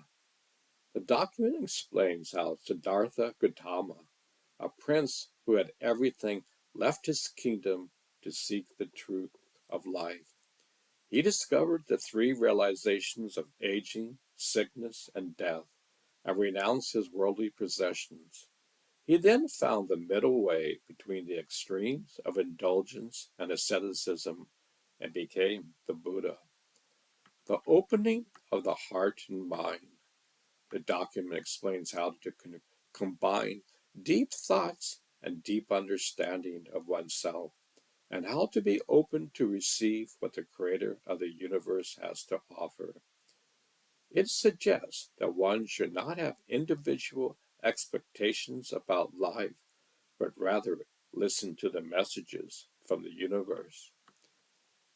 The practice of Qigong. The document explains that one of the ways to achieve the opening of the heart and mind is to practice Qigong, which are forms of energy cultivation. It claims that these practices can help one to meditate and to contemplate about the meaning of life.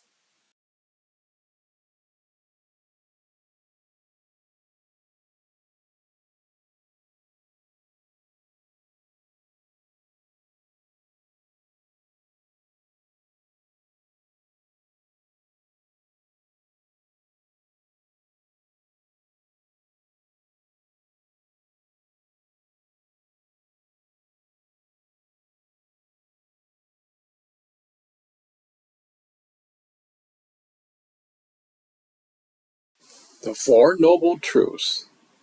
The Four Noble Truths are the core principles of Buddhism. They are 1. Life is suffering. 2. The cause of suffering is craving and attachment. 3. The cessation of suffering is attainable. 4. The path to the cessation of suffering is the Eightfold Path. Interview with Master Sri Hangyi. The host of the video interviews Master Sri Hangyi, the master of the Shaolin Temple, a Buddhist monastery in Germany. They discuss various topics related to the Shaolin arts, such as the warrior mindset, the animal style, Zazen teachings, and the importance of mentors. Shaolin's Temple European Mission. Master Sri Hangyi explains that the monastery's mission is to pass on the Shaolin's deeper teachers to a wider audience, both through living and training with the disciples and novices, and through online platforms. He says that the Shaolin teachings are not about giving something, but about taking away something that blocks the clear view of oneself and the world. Shaolin's methods and mindset. Master Sri Hangyi shares some of the methods and mindsets that are essential for the Shaolin practice, such as opening the body and the mind, facing the challenges, being honest to oneself, preparing oneself, and cultivating the fire of motivation. He says that these methods and mindset can help anyone to unleash something special about themselves and to grow beyond their limits. Shaolin animal styles. Master Sri Hangyi talks about the different animal styles in Kung Fu and how they can bring out very animalistic and deep-rooted instincts that are related to survival. He says that humans have the ability to tap into both the instinctive and the rational realms, and that the ancient methods can help to unlock and balance these powers. He gives the example of the monkey styles and how he was inspired by a Grand Master in Taiwan who showed him a different level of skill. Dedicated program.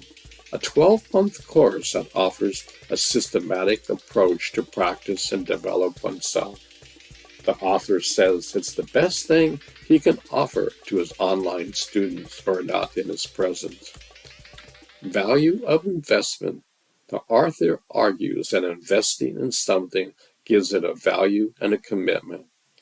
He compares his free education in the UK, which he did not appreciate, with his paid filmmaking course, which he invested in. Sparks of inspiration. The author describes the feelings of being inspired by someone who can make him move inside. He says it's a sign of learning and growth. He gives examples of his brothers and close friends who give him that spark. Unshakable mindset. The author asks the master to elaborate on the concept of being unshakable, which means being in peace with oneself and not being influenced by external circumstances. The master explains that is a state of balance, harmony, and peace that comes from knowing oneself and one's life missions. Energy field. The master talks about the energy field that people express and how it can affect others. He says that one can have a shield to protect oneself from negative influences, or have a strong energy field that can influence others positively. He says that being unshakable also means having a strong energy field that is not moved by others. Letting go.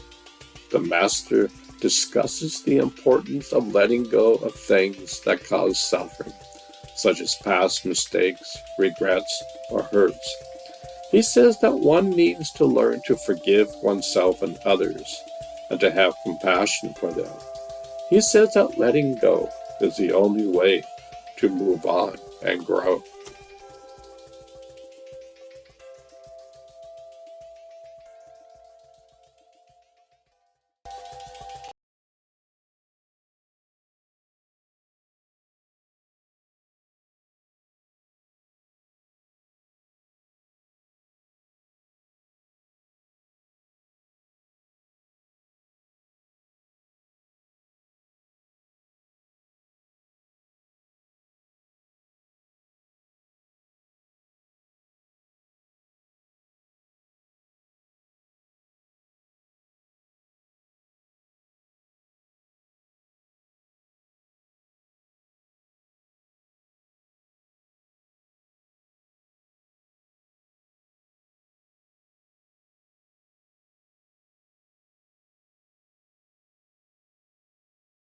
The Four Noble Truths.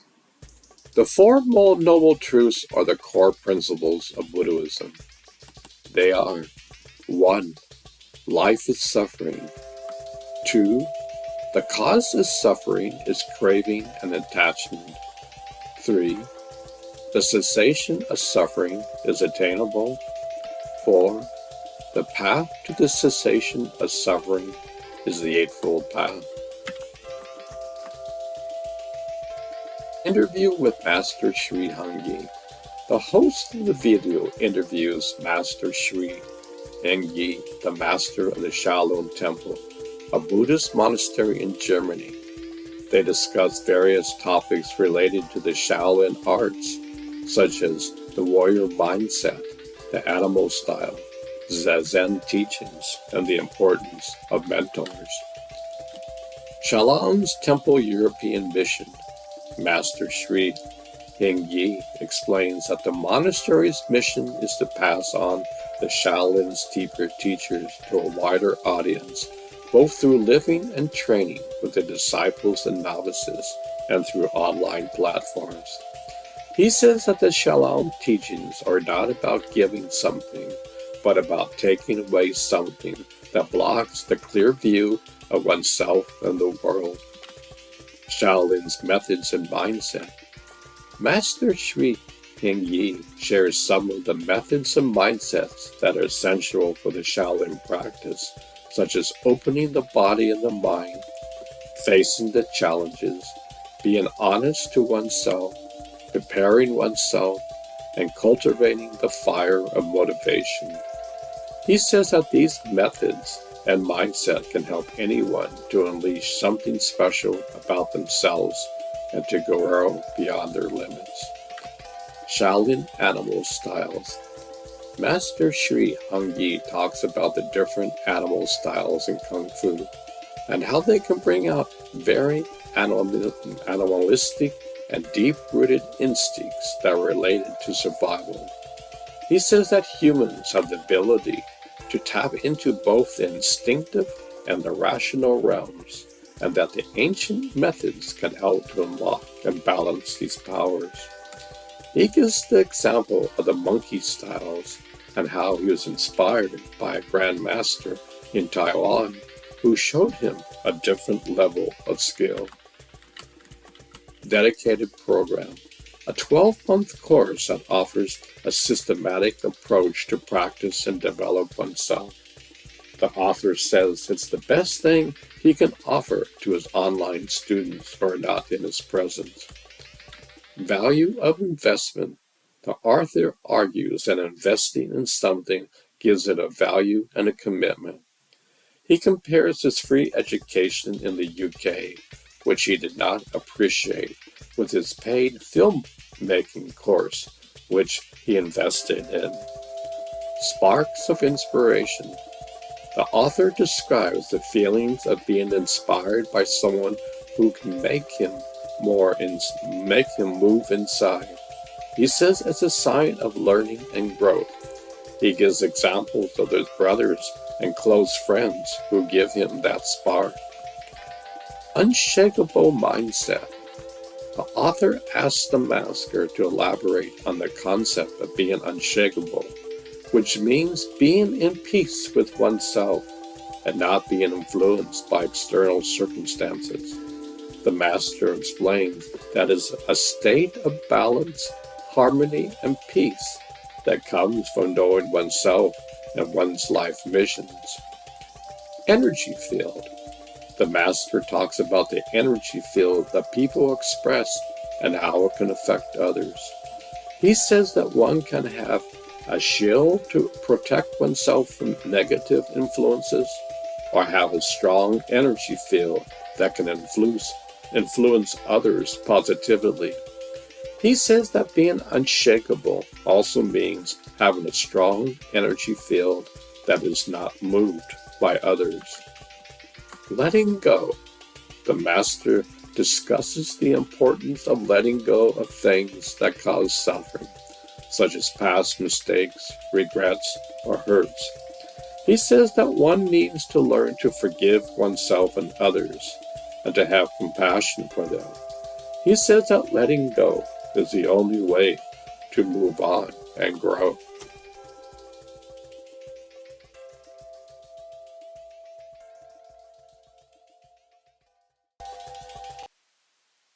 Zoran teaching the Four Noble Truths.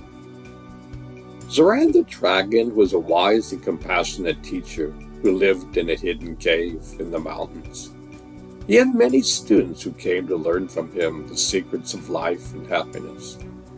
One day, a young monk named Ananda arrived at his cave, seeking his guidance. "Welcome, Ananda," Zoran said. "What brings you here?" "Master Zoran, I have heard of your great wisdom and kindness. I wish to learn from you the Four Noble Truths of Buddhism, which I heard are the essence of the Buddhist teachings." "Very well, Nanda. I will teach you the Four Noble Truths, but you must listen carefully and practice diligently.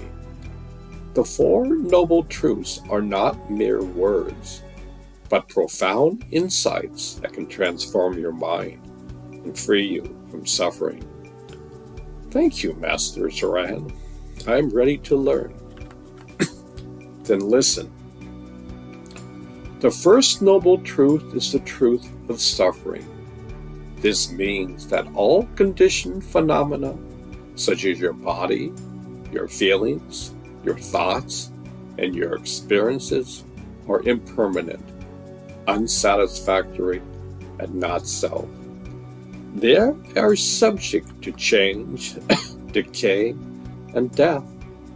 They cannot give you lasting happiness or peace. They are like bubbles in the water or mirages in the desert. They are dukkha, which means suffering, stress, or dissatisfaction. I see, Master Zoran, but why do we suffer? What is the cause of our suffering? That is the second noble truth, Ananda. The cause of suffering is craving. This means that we have a constant thirst or desire for something that we do not have, or something that we want to keep, or something that we want to avoid. We crave for sensual pleasures, for existence or for non-existence. We cling to our attachments, our views, our opinions, our ego. We are ignorant of the true nature of reality, and we create our own suffering by our action, words, and thoughts. Then how can we end our suffering, Master Zoran?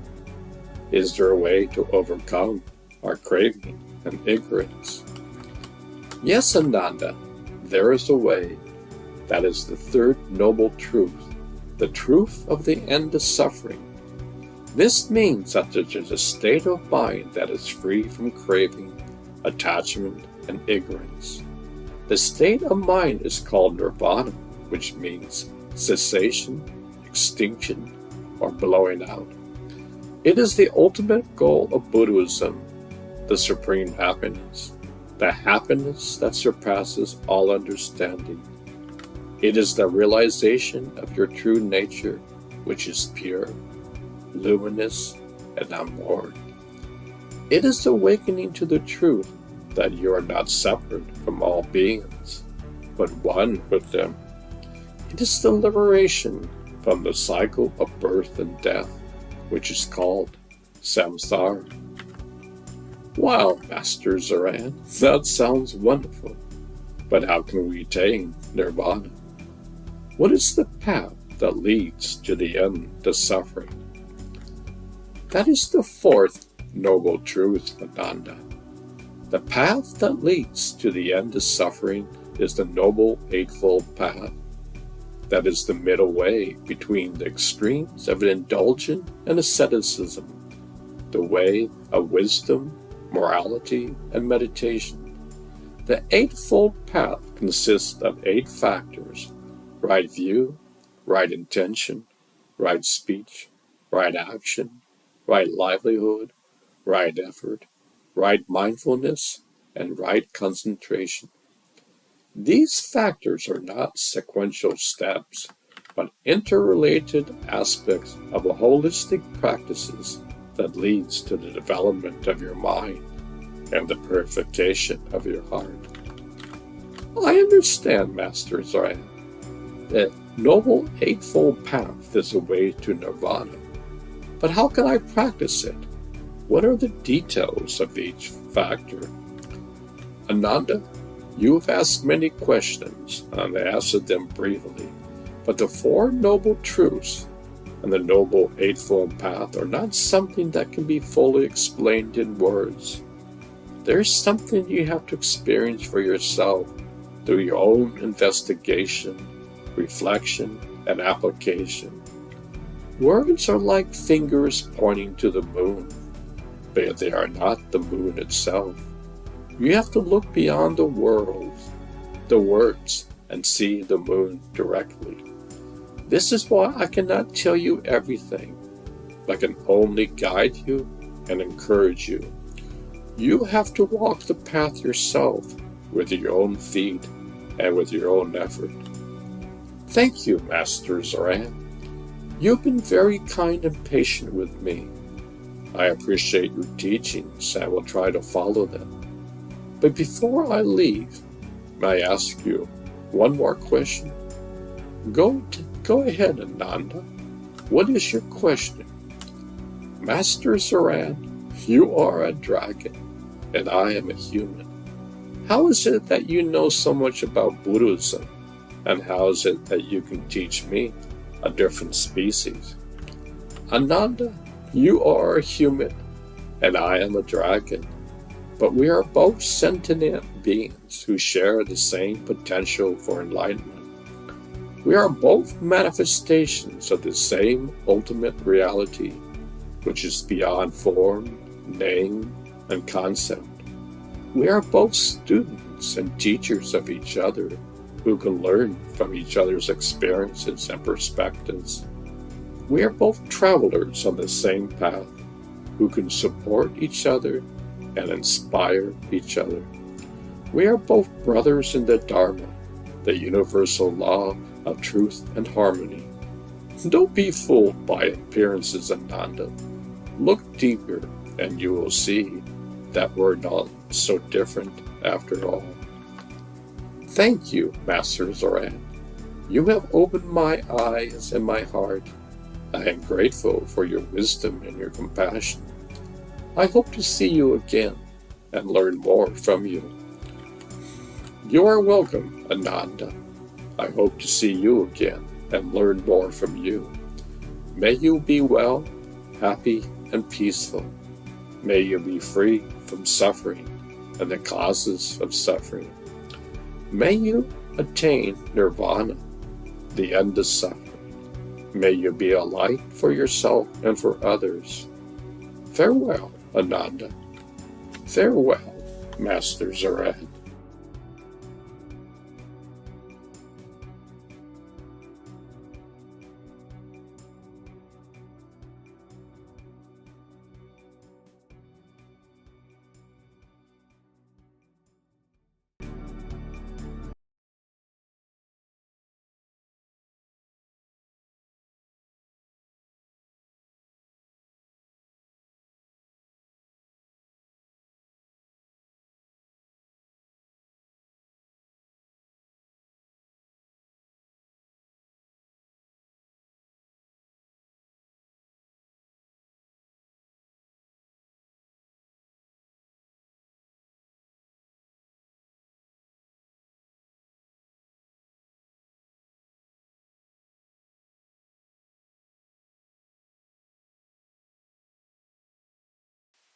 The Eightfold Noble Path.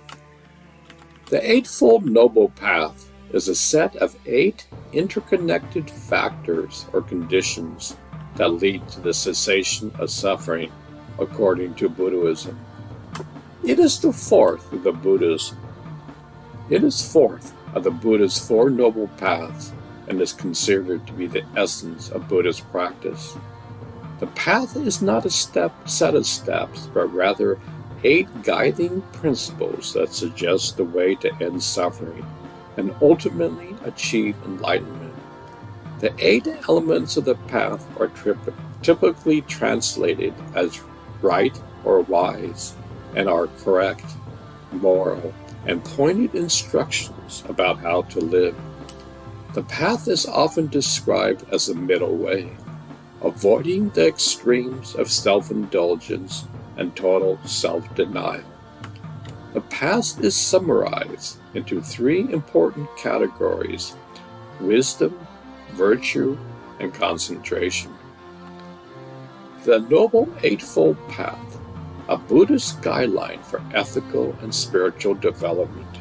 It consists of 8 aspects: right understanding, right thought, right speech, right action, right livelihood, right effort, right concentration, and right meditation. The importance of right understanding. The first aspect of the path, which involves seeing the world as it is, without preconceptions or expectations. It helps to prevent ill thoughts and actions, and to cultivate wisdom and compassion. The practice of right thought, speech, and action. The second, third, and fourth aspects of the path, which involves avoiding harmful or negative thoughts, words, and deeds, and expressing kindness and truthfulness. They are both based on the ethical conduct of not harming others or oneself. The role of right livelihood. The fifth aspect of the path, which involves choosing a profession that does not cause harm or conflict with the ethical conduct. It also means being aware of the impact of one's work on oneself and others. The need for right effort, concentration, and meditation. The sixth, seventh, and eighth aspects of the path, which involves applying oneself to the practice of the path, focusing one's mind on the present moment, and developing clarity and insight through meditation. They are the practical ways to achieve the goal of the path, which is liberation from suffering. The history and purpose of the Shaolin Temple Europe, which is a Buddhist organization that follows the teachings of the Shaolin Temple in China.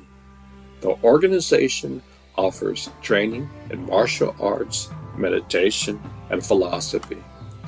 The Four Noble Truths, which are a Buddhist teaching that explains the nature and causes of suffering and the way to end it. The Four Truths are: 1. Life is connected with suffering. 2. Suffering has a reason. 3. Suffering can end. And 4. There is a path to suffering. The Noble Eightfold Path, which is the fourth noble truth that outlines the steps to end suffering. The 8 steps are: 1.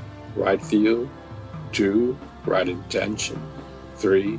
Right speech. 4. Right action. 5. Right livelihood. 6. Right effort. 7. Right mindfulness. And 8. Right concentration. The benefits and challenges of practicing the Shaolin arts, such as improving physical and mental health, developing self-discipline and compassion, and overcoming obstacles and difficulties. The advice and guidance for beginners who want to learn more about the Shaolin arts, such as finding a skilled teacher or master, joining a retreat or a course, and follow the principles of the Shaolin practice.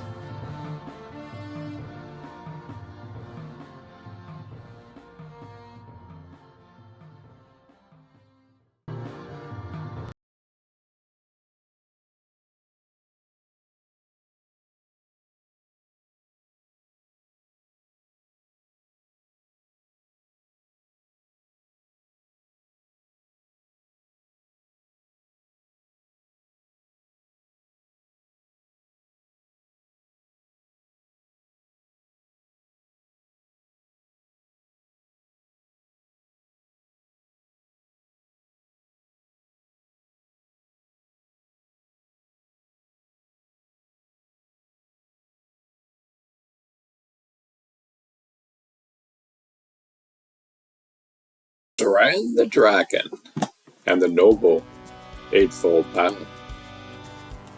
Ananda was eager to learn more from Zoran the Dragon, who had taught him the Four Noble Truths of Buddhism. He returned to the hidden cave in the mountains, where Zoran welcomed him with a smile. "Ananda, I'm glad to see you again. What do you wish to learn today?" "Master Zoran, you have taught me the Four Noble Truths, which explains the nature and cause of suffering, and the possibility of ending it. But you also mentioned the Noble Eightfold Path, which is the way to achieve nirvana, the end to suffering. Could you please teach me the Eightfold Path?" "Of course, Ananda. The Noble Eightfold Path is the fourth noble truth, the path that leads to the end of suffering. It consists of 8 factors, which are divided into 3 categories: wisdom, ethical conduct, and concentration. These factors are not steps, but interrelated aspects of a holistic practice that leads to the development of your mind and the purification of your heart." "I see, Master Zoran. What are the 8 factors and what do they mean?" "Listen, Ananda. The first factor is right view, which means accurately understanding the true nature of reality, such as the Four Noble Truths, the law of karma, and the three marks of existence. Right view is the foundation of wisdom, which helps you to see things as they are, not as you wish them to be. I understand, Master Zoran. What is the second factor? The second factor is right intention, which means avoiding harmful thoughts and cultivating wholesome ones, such as renunciation, goodwill, and compassion. Right intention is the motivation behind your actions, words, and thoughts. It is the expression of wisdom, but helps you to act in accordance with the truth. Thank you, Master Zoran. What is the third factor? The third factor is right speech, which means refraining from harmful speech, such as lying, gossiping, slandering, and harsh words. Right speech is the use of your voice, which can either hurt or heal others.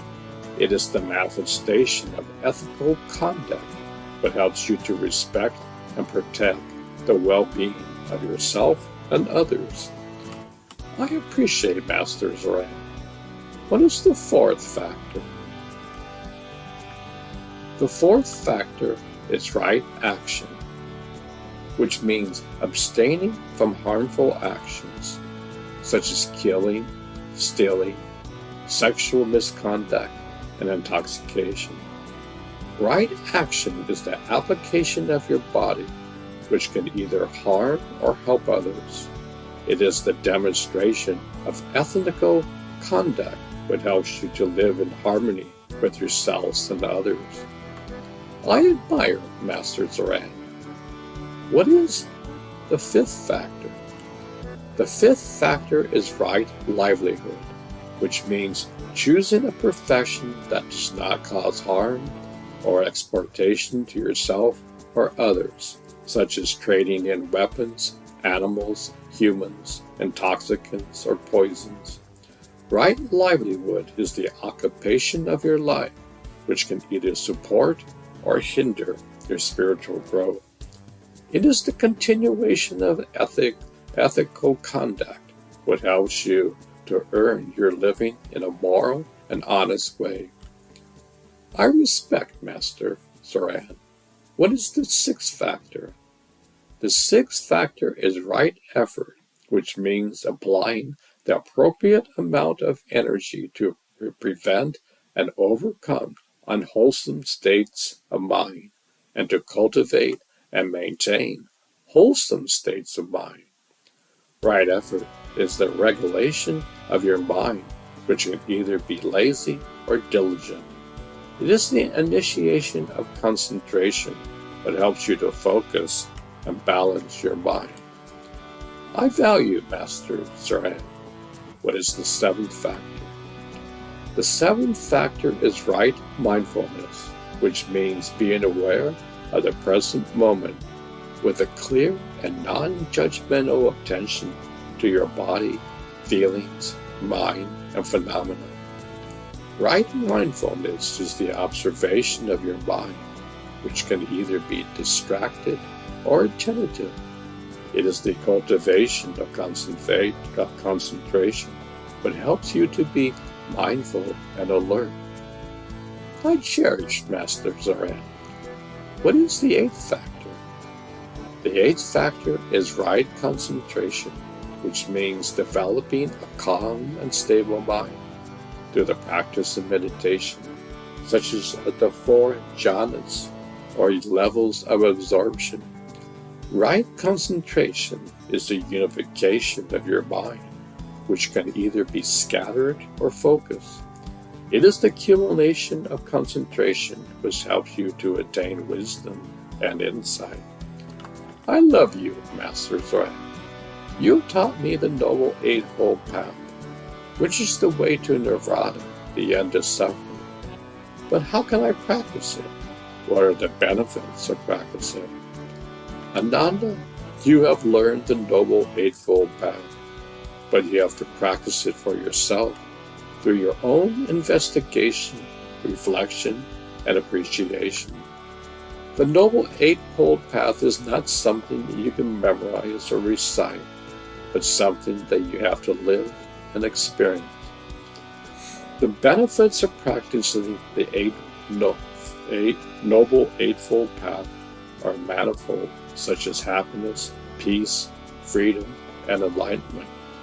The Noble Eightfold Path is the path of liberation, the path of awakening, the path of the Buddha. Thank you, Master Zoran. You've been very kind and patient with me. I appreciate your teachings and will try to follow them. But before I leave, may I ask you one more question? Go ahead, Ananda. What is your question? Master Zoran, you are a dragon, and I am a human. How is it you can practice the Eight Noble Path, which is a human teaching? Ananda, you are a human, and I am a dragon. But we are both sentient beings who share the same potential for enlightenment. We are both manifestations of the same ultimate reality, which is beyond form, name, and concept. We are both students and teachers of each other who can learn from each other's experiences and perspectives. We are both travelers on the same path, who can support each other and inspire each other. We are brothers in the Dharma, the universal law of truth and harmony. Don't be fooled by appearances, Ananda. Look deeper, and you will see that we're not so different after all. Thank you, Master Zoran. You have opened my eyes and my heart. I am grateful for your wisdom and your compassion. I hope to see you again and learn more from you. You are welcome, Ananda. I hope to see you again and learn more from you. May you well be happy and peaceful. May you be free from suffering and the causes of suffering. May you attain nirvana, the end of suffering. May you be a light for yourself and for others. Farewell, Ananda. Farewell, Master Zoran.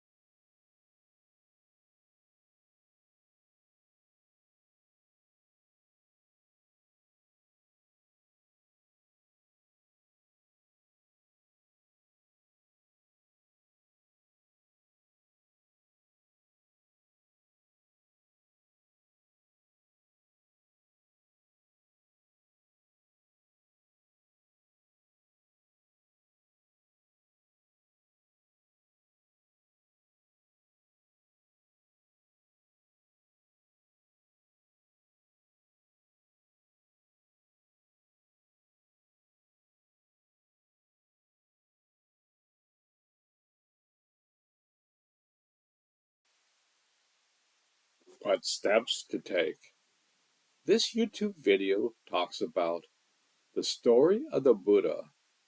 The document explains how Siddhartha Gautama, a prince who had everything, left his kingdom to seek the truth of life. He discovered the three realizations of aging, sickness, and death, and renounced his worldly possessions. He then found the middle way between the extremes of indulgence and asceticism and became the Buddha. The opening of the heart and mind. The document explains how to combine deep thoughts and deep understanding of oneself, and how to be open to receive what the Creator of the universe has to offer. It suggests that one should not have individual expectations about life, but rather listen to the messages from the universe. The practice of Qigong. The doctrine explains that one of the ways to achieve the opening of the heart and mind is to practice Qigong, which are forms of energy cultivation. It claims that these practices can help one to meditate and to contemplate about the meaning of life.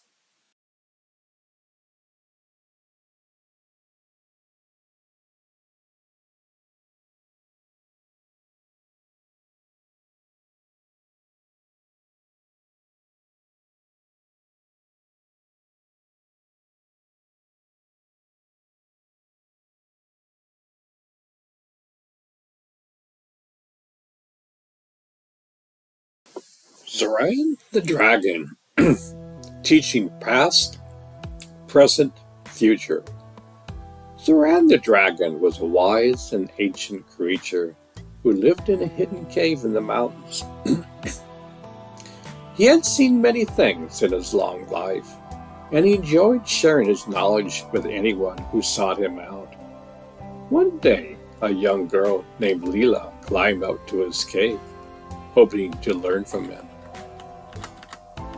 "Look, Zoran," she said politely, "I've heard that you are very smart and know many things. Can you teach me something?" Zoran smiled and welcomed her into the cave. "Of course, Leela. What would you like to learn?" Leela thought for a moment. She had many questions, but she decided to start with something simple. "Can you teach me about past, present, and future?" she asked. Zoran nodded. "That's a good topic to learn.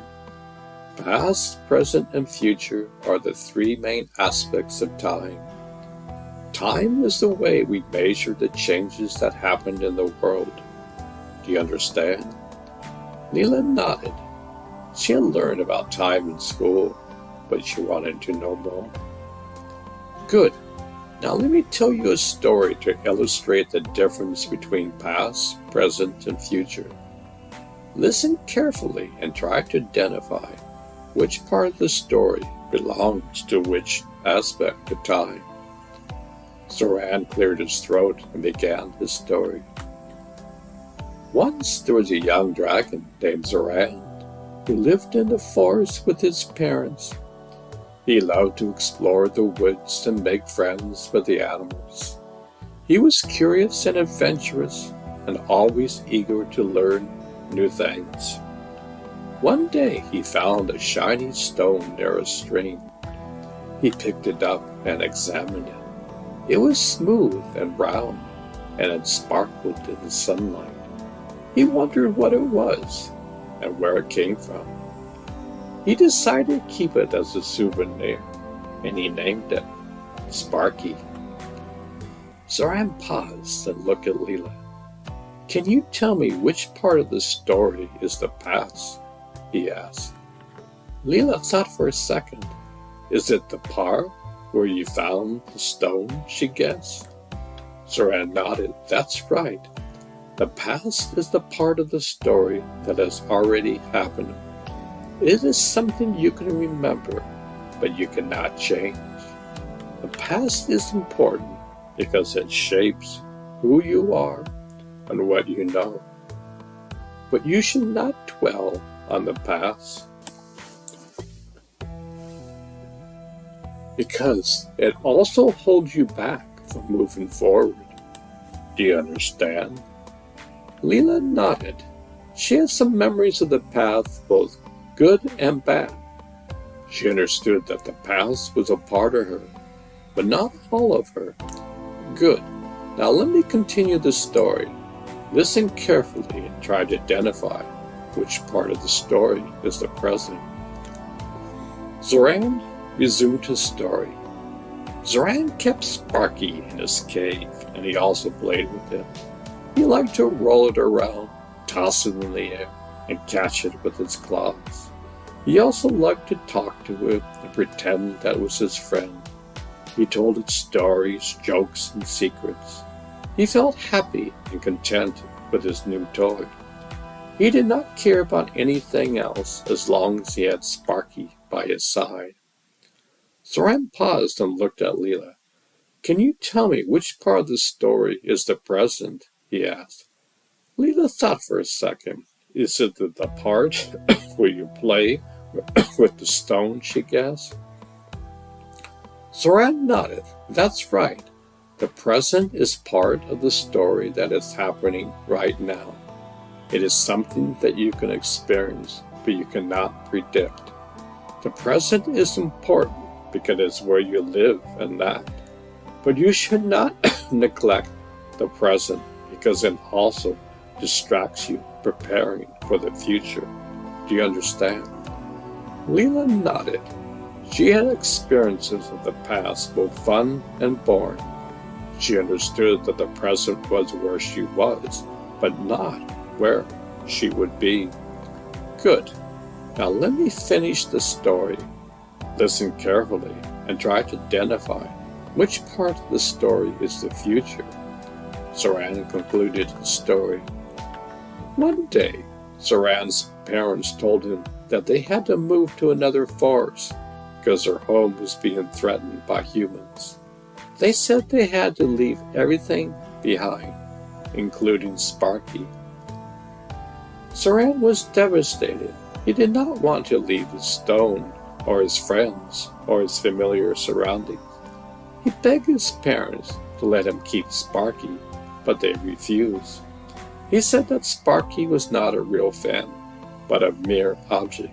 They said that Zoran had to grow up and face the challenges of the world.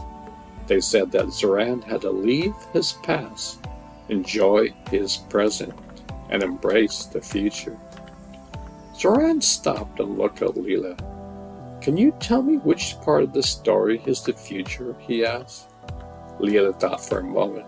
Is it the part where you have to move to another forest? She guessed. Zoran nodded. That's right. The future is the part of the story that has not happened yet. It is something that you can imagine, but you can't control. The future is important because it's where you have hope and dream.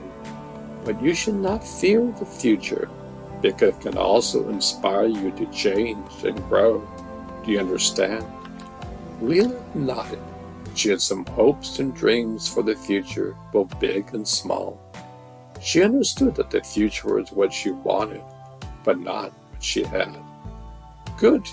You have learned well, Leela. You have understood the difference between past, present, and future. You also learned a lesson from my story. Do you want to know what that is? Leela thought for a moment. She recalled the story and the three aspects of time. She realized that there was a message behind Zoran's words. She smiled and said, I think I do. The lesson is that past, present, and future are all important, but they are not the same. They are like three parts of a whole, and they need to be balanced. We should respect the past, appreciate the present, and anticipate the future. We should not let one aspect dominate the others, or we will lose sight of ourselves. We should live in harmony with time and with ourselves. Zoran smiled and nodded. That is exactly right, Leela. You have learned well, indeed. You are a smart and wise girl. I am proud of you. Leela blushed and thanked him. She felt happy and grateful for Zoran's teachings. She felt that she gained a new perspective on time and on life. She hugged Zoran and said, Goodbye. She left his cave and went to her home. She looked at the sky and saw the sun shining brightly. She felt a warm breeze on her face. She heard the birds singing in the trees. She smiled and thought, this is the present, and it is beautiful.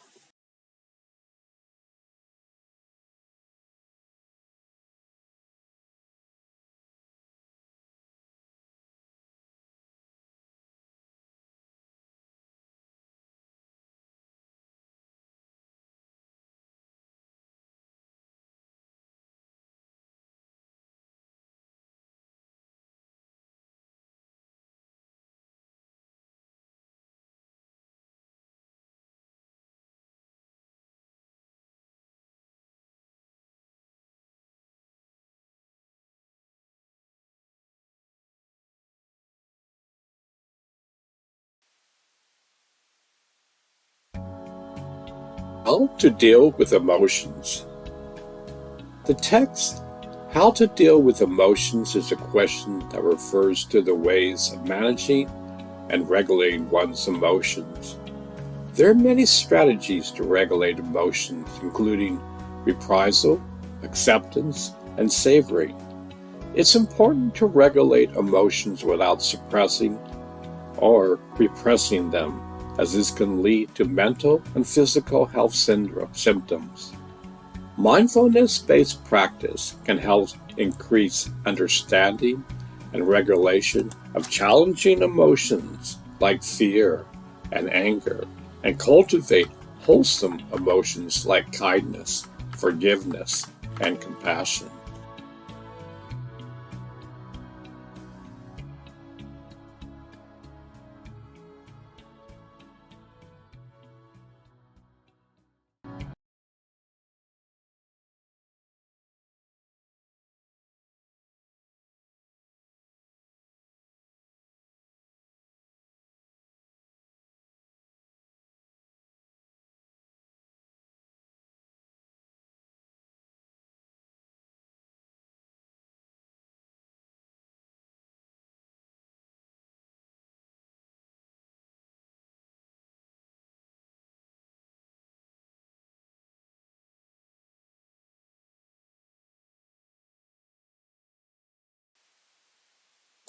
Zoran the Dragon, teaching how to deal with emotions. Zoran the Dragon was a wise and powerful creature who lived in the mountains. He had many friends among the animals and birds, but he also enjoyed the company of humans. He often visited the nearby village of Shaolin, where he taught the children about the world and its wonders. One day, he noticed that one of his students, a young girl named Lee, was very sad. She had lost her father in a war, and her mother was struggling to make ends meet. Zoran decided to help her cope with her grief and teach her how to deal with emotions. He took her to his cave, where he showed her a crystal ball. He told her that the ball could show her anything she wanted to see, but she had to be careful not to let her feelings overwhelm her. He said that emotions were like fire. They could warm and comfort, but they could also burn and destroy. He asked her to think of something that made her happy, and the ball glowed with a soft light. She saw her father smiling at her, holding her hand. She felt a surge of joy and love, and she smiled back. Zoran praised her for finding happiness in her memories, but he also warned her not to cling to them too much. He said that happiness was fleeting, and she had to accept the reality of her loss. He asked her to think of something that made her angry, and the ball flashed with a bright light.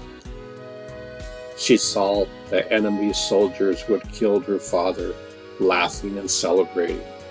She felt a wave of rage and hatred as she clenched her fist.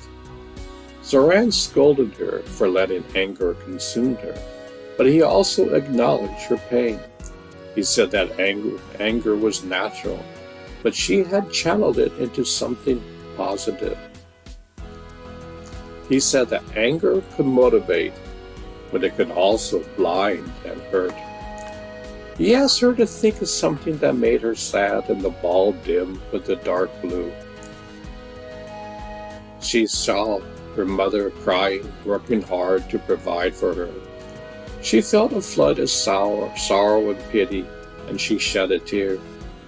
Zoran comforted her for expressing her sadness, but he also encouraged her to be strong. He said that sadness was inevitable, but that she had to overcome it. He said that sadness could often also weaken and paralyze. He asked her to think of something that made her afraid, and the ball flickered with a pale yellow. She saw a storm approaching, threatening to destroy her home and her village. She felt a shiver of fear and anxiety, and she hid behind Zoran. Zoran reassured her for facing her fear, but he also challenged her to be brave. He said that fear was normal, but that she had to confront it. He said that fear could protect, but it could also limit and prevent. He asked her to think of something that made her calm, and the ball shone with a gentle green. She saw Zoran himself smiling and teaching her. She felt a sense of peace and gratitude, and she hugged him. Zoran congratulated her for finding calmness in her mentor, but he also reminded her to be independent. He said that calmness was desirable, but that she had to rely on herself. He said that calmness could heal, but it could also stagnate and bore. He told her that emotions were part of life and that she had to learn to balance them. He said that emotions were like colors. They could enrich and beautify, but they could also clash and confuse. He said that emotions were like the seasons. They could change and vary, but they could also repeat and cycle. He told her that the crystal ball was a mirror of her soul, and that she had the power to control it. He said the ball was a tool, and that she had to use it wisely. He said the ball was a gift, and that she had to cherish it. He told her that he was proud of her, and that he loved her. He said that he was her friend, and she would always be there for her. He said that he was her teacher, and that he had one last lesson for her. He asked her to think of something that made her hopeful, and the ball radiated with a brilliant white. She saw herself grown up and happy, helping others and making a difference. She felt a spark of hope and inspiration, and she smiled. Zoran smiled too, and he said, "That's my girl."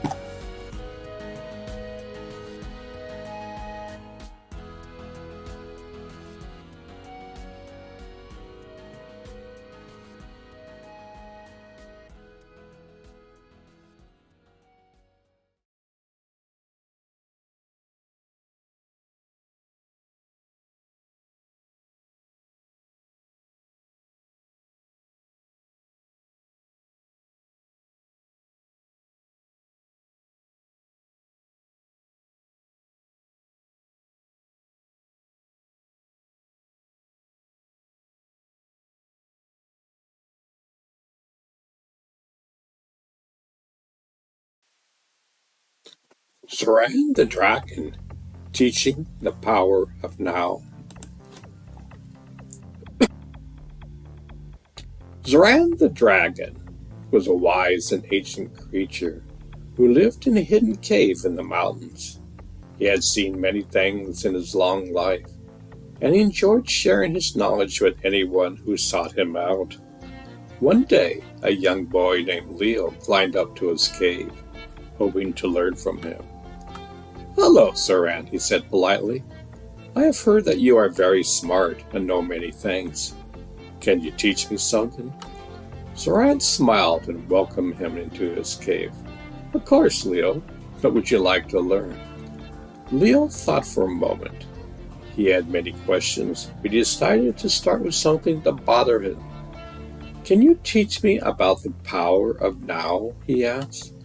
Zoran nodded. "That is a good topic to learn. The power of now is the ability to be fully present in the moment without being distracted by the past or the future. It is the state of awareness and consciousness that allows you to experience life fully and joyfully. Do you understand?" Leo nodded. He had heard about the power of now from his friends, but he did not know how to achieve it. He often felt anxious about the future or regretful about the past. He wanted to know how to live in the now. "Good. Now let me tell you a story to illustrate the power of now. Listen carefully and try to feel what I'm saying." Zoran cleared his throat and began his story. Once there was a young dragon named Zoran who lived in a forest with his parents. He loved to explore the woods and make friends with the animals. He was curious and adventurous and always eager to learn new things. One day he met a wise owl named Aura, who taught him many things about the world. She told him about the stars, the seasons, the plants, and the animals. She also told him about the power of now. She said that the power of now was the secret to happiness and peace. She said that the power of now was the way to connect with the source of all life. She said the power of now was the gift that every living being had, but few used. She said the power of now was the most precious thing in the world. Zoran paused and looked at Leo. "Can you tell me what Aura meant by the power of now?" he asked. Leo thought for a second. "Is it the ability to focus on what is happening right now without worrying about anything else?" he guessed. Zoran nodded. "That is part of it. The power of now is not only the ability to focus, but also the ability to feel the life force that flows through you and everything around you, to feel the joy and gratitude that comes from being alive, to feel the love and compassion that connects you with all living beings, to feel the peace and harmony that comes from being one with the source of all life. Do you understand?" Leo nodded. He had some feelings of the power of now, but they were fleeting and rare. He wanted to know how to feel it more often. "Good. Now let me continue the story. So listen carefully and try to imagine what I'm saying." Zoran resumed his story. Zoran was fascinated by Aura's teachings, and he wanted to learn more. He asked how he could practice the power of now. She told him the power of now was not something that he could learn from books or words, but something that he had to experience for himself. She told him that the power of now was always available to him, but he had to be aware of it. She told him that the power of now was not something that he had to do, but that something that he had to be. She told him that the power of now was not a goal, but a journey. She told him that the power of now was not a destination, but a state of being. Zoran paused again and looked at Leo. "Can you tell me what Aura meant by the power of now?" he asked. Leo thought for a second. "Is it the state of mind where you're fully aware of yourself and your surroundings without judging or resisting anything?" he guessed. Zoran nodded. "That is part of it. The power of now is not only the state of mind, but also the state of heart. To be fully aware of yourself and your surroundings, you have to be fully open to yourself and your surroundings. To be open, you have to be free of fear, anger, guilt, or any other negative emotions that blocks your true nature. To be free, you have to accept yourself and your surroundings as they are without trying to change them. To accept, you have to love yourself and your surroundings as they are without expecting anything from them. To love, you have to be yourself and your surroundings as they are without separating yourself from them. Do you understand?" Leo nodded. He had some glimpses of the power now, but they were vague and unclear. He wanted to know how to see it more clearly. "Good. Now let me finish the story. Listen carefully and try to realize what I am saying. Zoran concluded his story. Zoran followed Or's advice and he started to practice the power of now. He began to pay attention to his breath, his body, his senses, and his feelings. He began to notice the beauty, the wonder, and the mystery of the world. He began to appreciate the gifts, the opportunities, and the challenges of life. He began to embrace the diversity, the complexity, and the simplicity of existence. He began to experience the power of now, and he felt a change in himself. He felt much more alive, more happy, more peaceful, and more wise. He felt more connected, more compassionate, more loving, and more wise. He felt more himself, more authentic, more natural, and more real. He felt the power of now, and he became the power of now.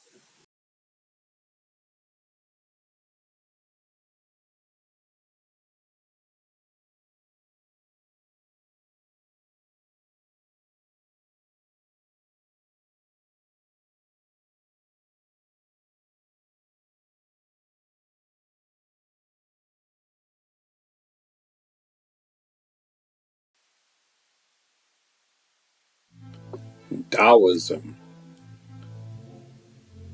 Taoism is a Chinese philosophy and religion that originated from the folk beliefs of the rural people and was attributed to Lao Tzu, the author of the Tao Te Ching.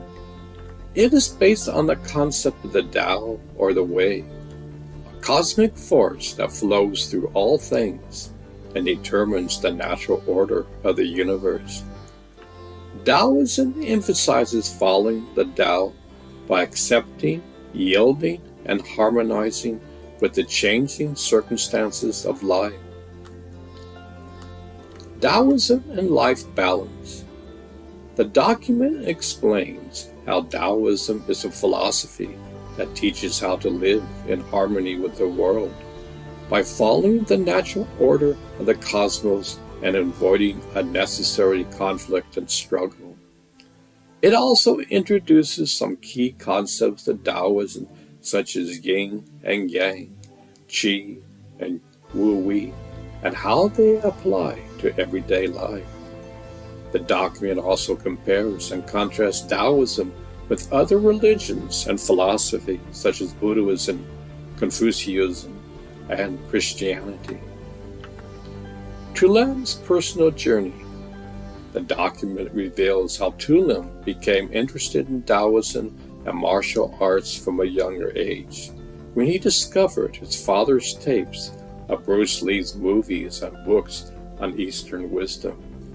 He also shared how he joined the Special Forces after his father's death, and how he suffered from addiction, pain, and trauma as a result of his military service. He described how he decided to travel to Tibet, where he met a monk who changed his life and taught him how to heal himself through meditation, breathing, and movement.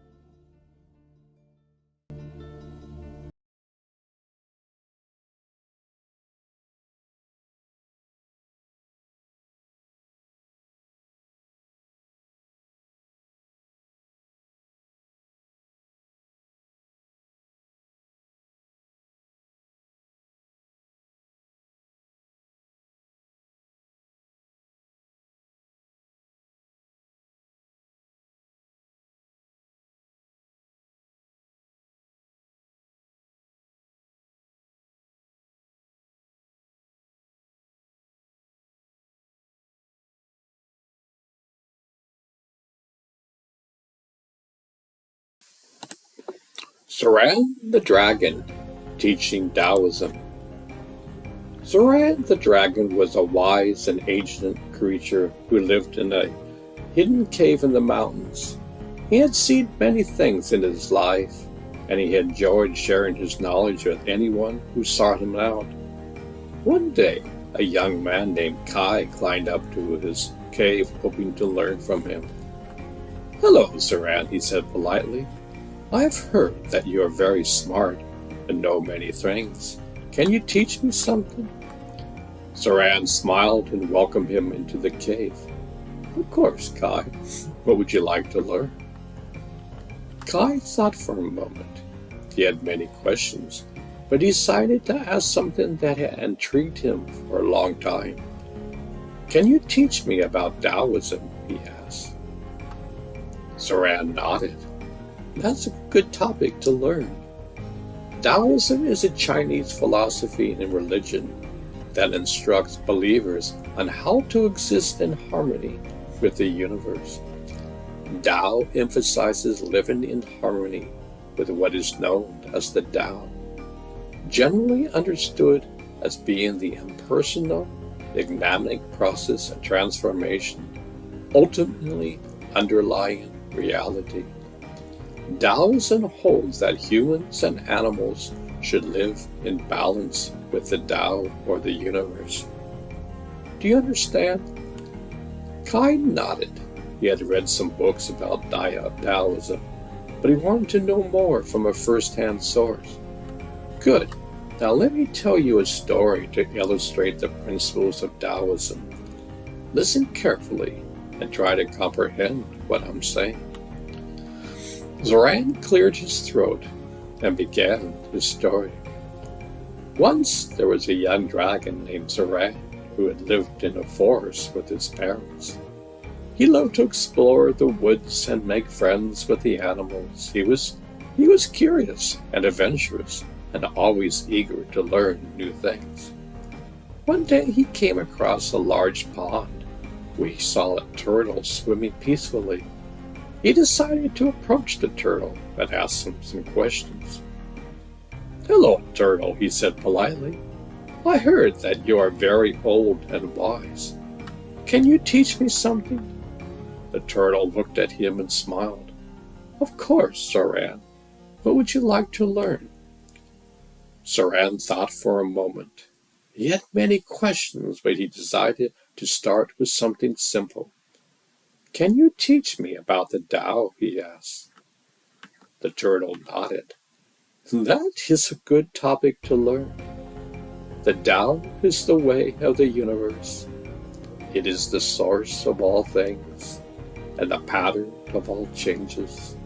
It is the natural order of things and the ultimate reality of things. It is beyond words and concepts, but it can be experienced and expressed. Do you understand?" Zoran nodded. He had heard about the Tao, but he wanted to know more from a first-hand source. "Good. Now let me show you an example of the Tao.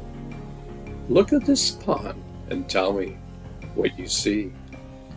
Zoran looked at the pond and saw the water, the plants, the fish, and the reflections of the sky and the trees. He told the turtle what he saw, and the turtle nodded. "That is what you see, but that is not all there is. There is more to the pond than what meets the eye. There is the depth of the water, the flow of the current, the balance of the ecosystem, and the harmony of the elements. There is the cycle of the seasons, the rhythm of day and night, the interaction of the yin and yang, and the influence of the qi. There is the history of the pond, the potential of the pond, the mystery of the pond, and the beauty of the pond. All these are aspects of the Tao, and they are present in the pond, even if you cannot see them. Do you understand?" Zoran nodded. He felt a sense of awe and wonder at the pond, and he realized that there is more to the world than what he knew. Good. Now let me tell you a secret of the Tao. The Tao is not only in the pond, but also in you. You are part of the Tao, and the Tao is part of you. You are connected to the pond, and the pond is connected to you. You are connected to all things, and all things are connected to you. You are one with the Tao, and the Tao is one with you.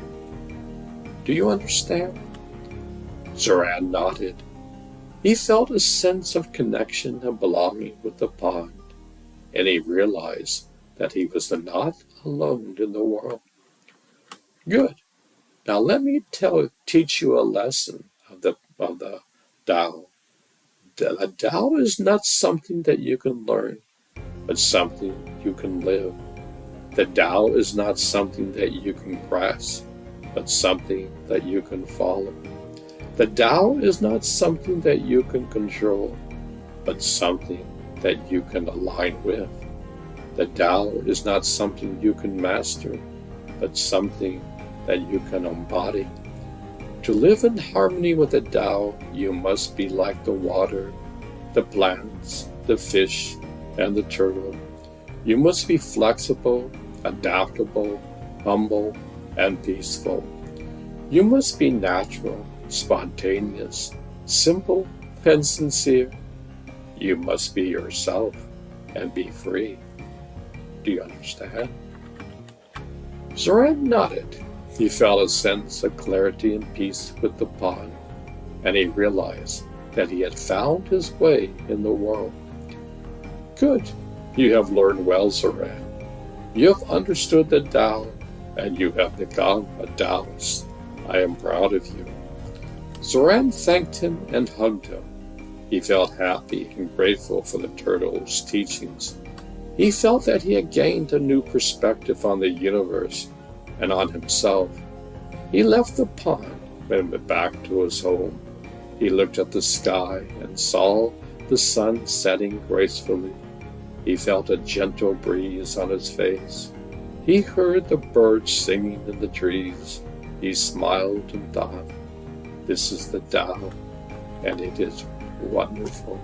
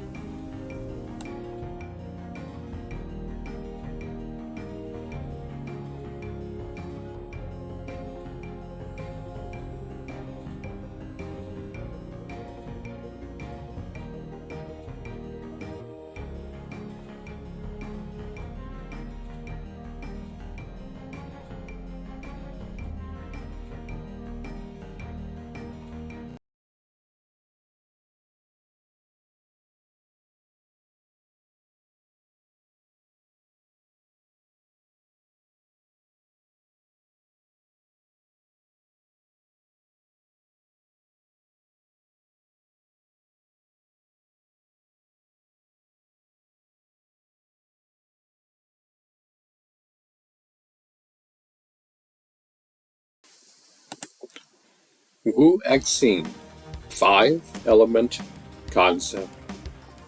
Wu Xing, 5-element concept is a fivefold conceptual scheme used in many traditional Chinese fields of study to examine a wide array of phenomena, including cosmic cycles, the interaction between internal organs, the succession of political regimes, and the properties of herbal medicines.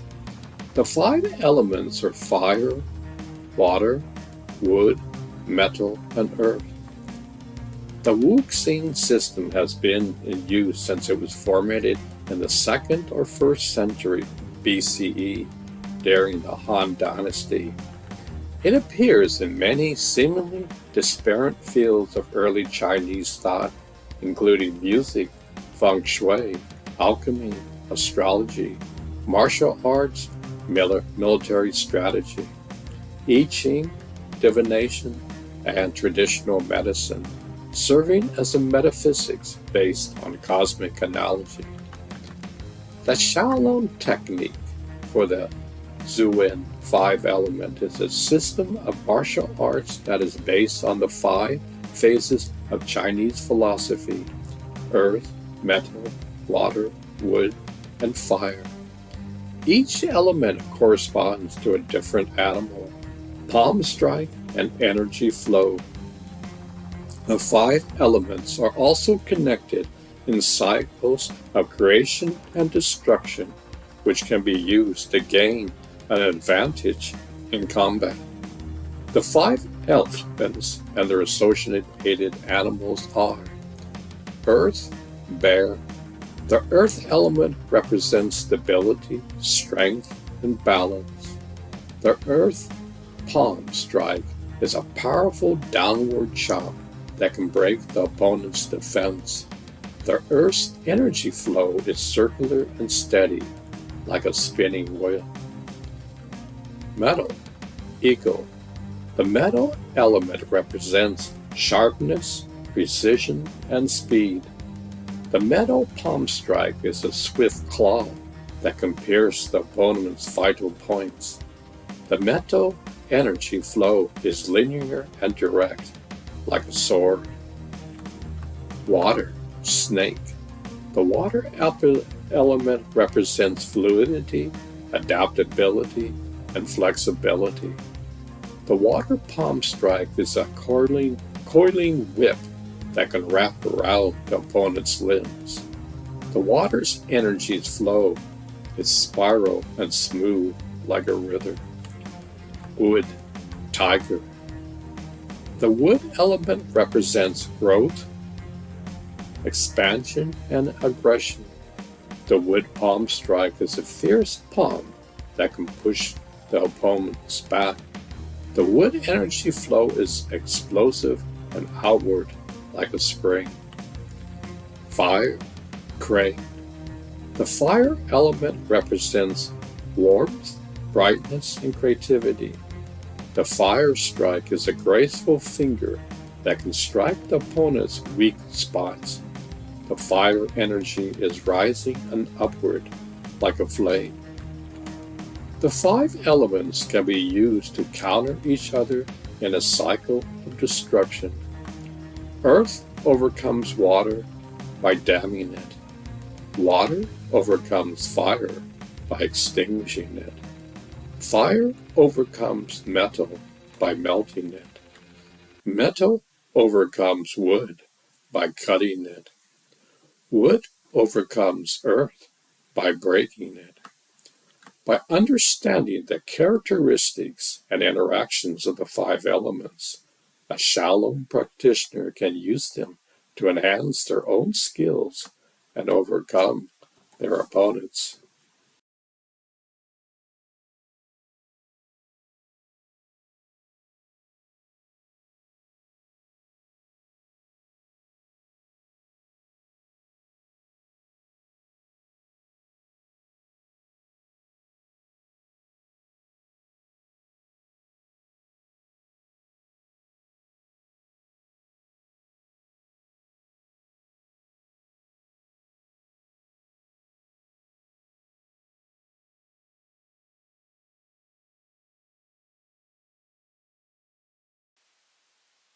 Zoran the Dragon, teaching Wuxing five-element concept.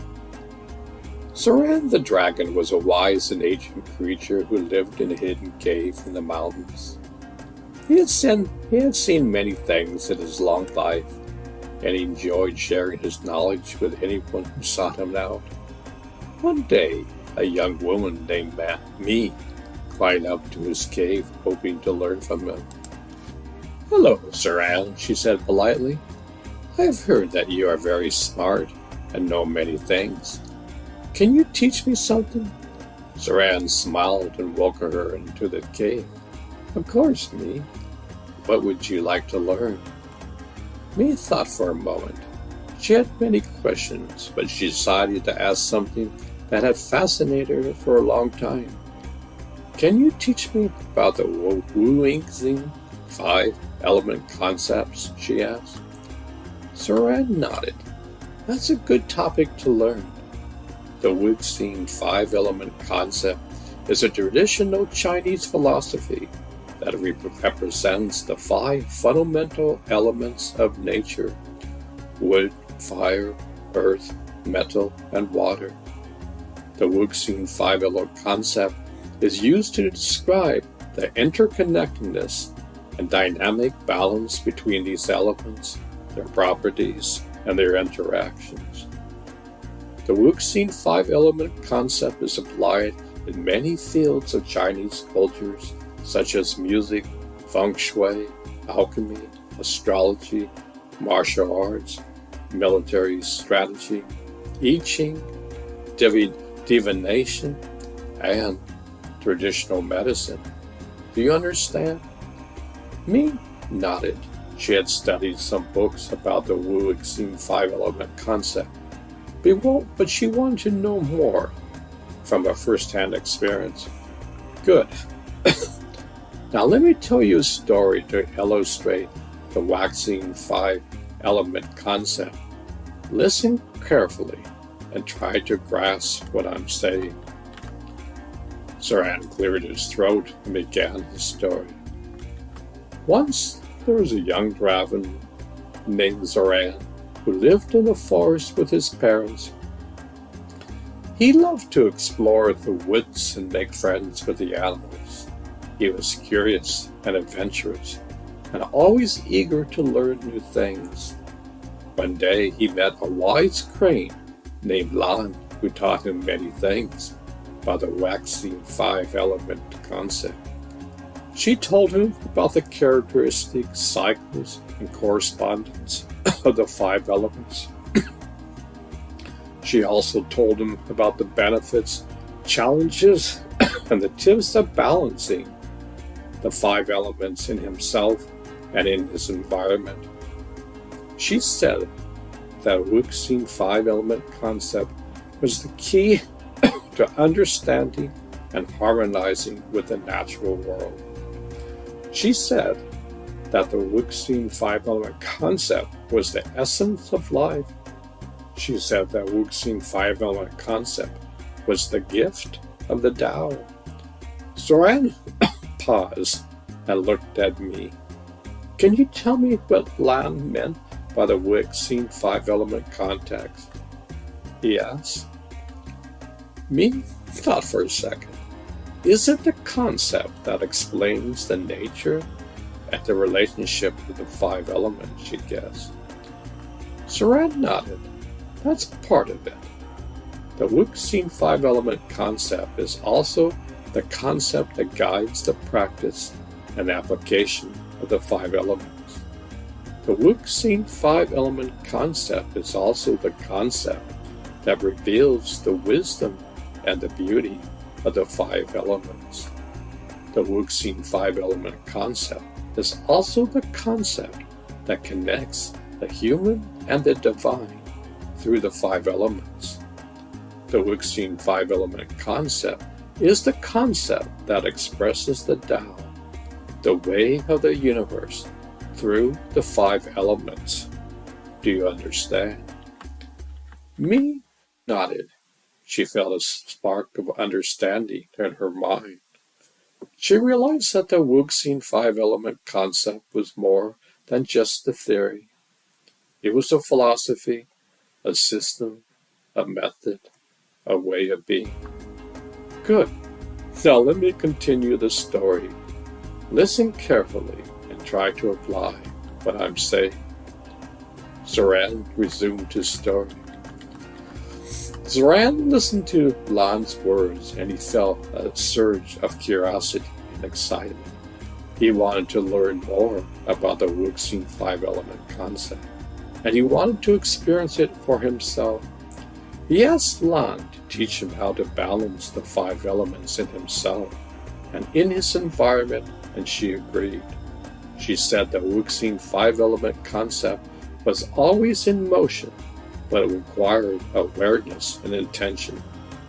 She said that the Wuxing 5-element concept was hidden in the 5 elements, but it could be revealed by observation and experimentation.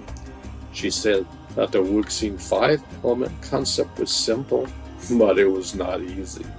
She said that the Wuxing five-element concept was a journey, not a destination. She said that the Wuxing five-element concept was a challenge, not a problem. She said that the Wuxing five-element concept was a choice, not a fate. Zoran paused again and looked at me. Can you tell me what Lan meant by the Wuxing five-element concept, he asked. Me thought for a second. Is it the concept that helps us to balance the five elements in ourselves and in our surroundings, she guessed? Zoran nodded. That's part of it.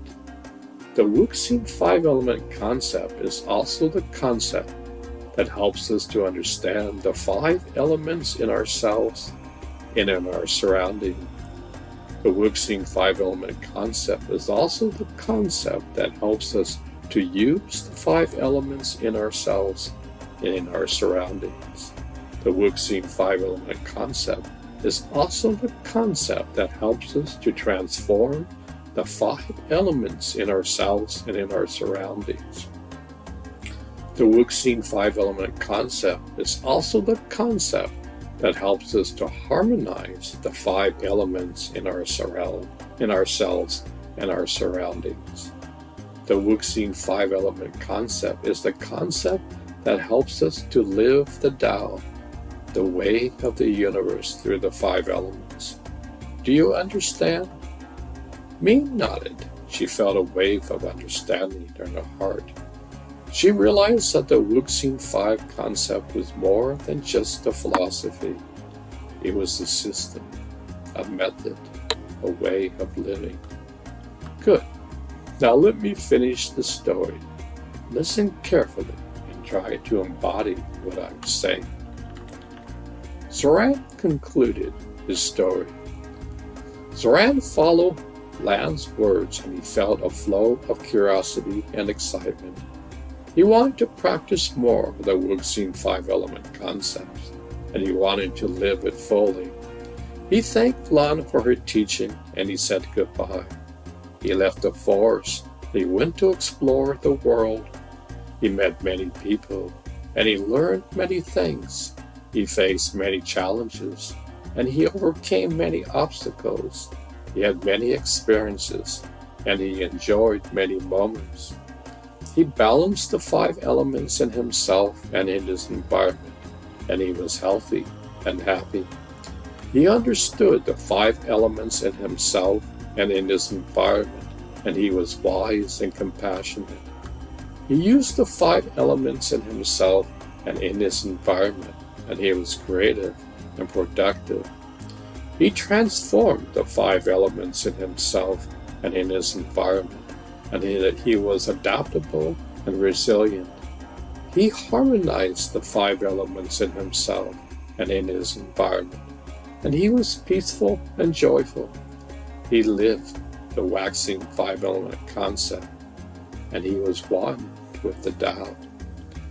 Zoran stopped and looked at me. Can you tell me what I meant by the Wuxing five-element concept? He asked. Me thought for a second. She felt a burst of understanding in her soul. She realized that the Wuxing five-element concept was more than just a system. It was a method, a way of living, a way of being. She smiled and said, I think I do. The Wuxing five-element concept is a concept that balances, understands, uses, transforms, and harmonizes the five elements in ourselves and in our surroundings. The Wuxing five-element concept is a concept that lives the Tao, the way of the universe through the five elements. The Wuxing five-element concept is the concept that is the Tao, the way of the universe in the five elements. Zoran smiled and nodded. That is exactly right, Matt. You have worked well indeed. You are a smart and wise woman. I am proud of you. Ming blushed and thanked him. She felt happy and grateful for Zoran's teaching. She felt that she had gained a new perspective on the universe and on herself. She hugged Zoran and said goodbye. She left the cave and went back to her home. She looked at the sky and saw the moon shining brightly. She felt a cool breeze on her face. She heard the crickets chirping in the grass. She smiled and thought, this is the vaccine 5-element concept, and it is amazing.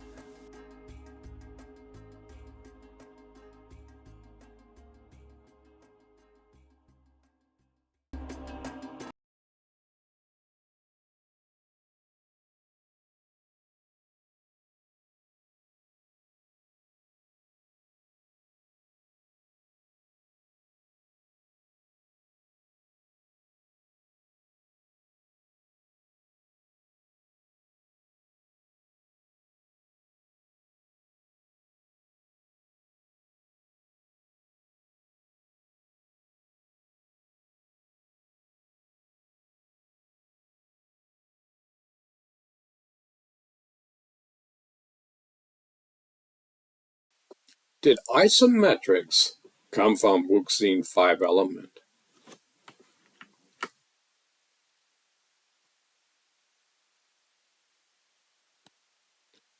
Isometrics are a type of exercise that involves contracting muscles without changing their length.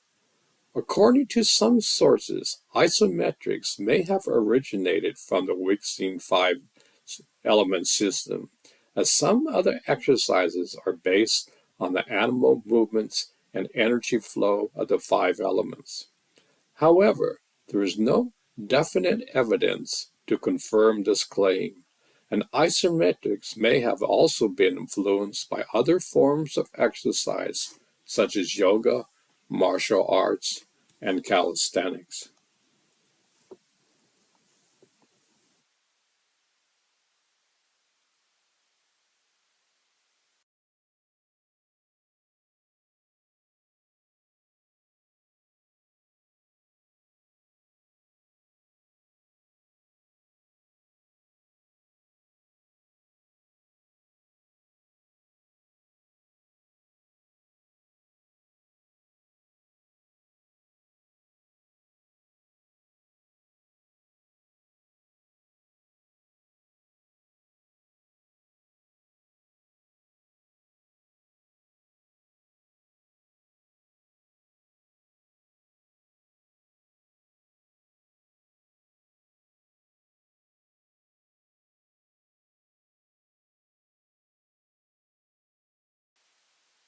Yin Yang. The yin yang concept is a fundamental concept in Chinese philosophy that describes the interconnected and counterbalancing forces or energies that create wholeness and balance. It is represented by a circle with black and white swirls, each containing a spot of the other. Yin is the feminine, passive, dark, cold, or damp principle, while Yang is the masculine, alive, light, warm, or dry principle. They are linked to various elements in nature and cosmology. The concept is used in many seemingly disparate fields of early Japanese thought, including music, feng shui, alchemy, astrology, martial arts, military strategy, I Ching, divination, and traditional medicine, serving as a metaphysics based on cosmic analogy.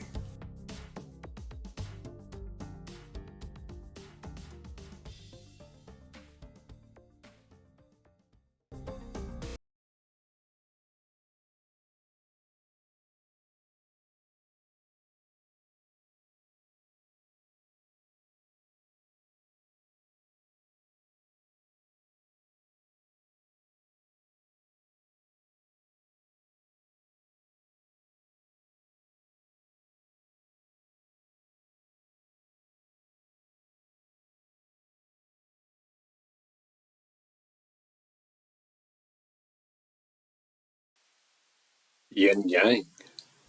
The yin-yang concept is a fundamental concept in Chinese philosophy that describes the interconnected and counterbalancing forces or energies that create wholeness and balance.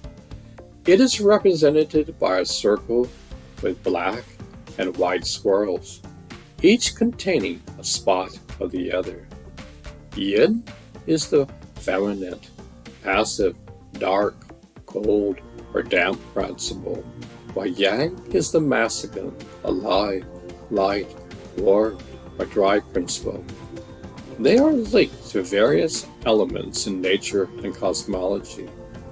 The concept is used in many seemingly disparate fields of early Japanese thought, including music, feng shui, alchemy, astrology, martial arts, military strategy, I Ching, divination, and traditional medicine, serving as a metaphysics based on cosmic analogy.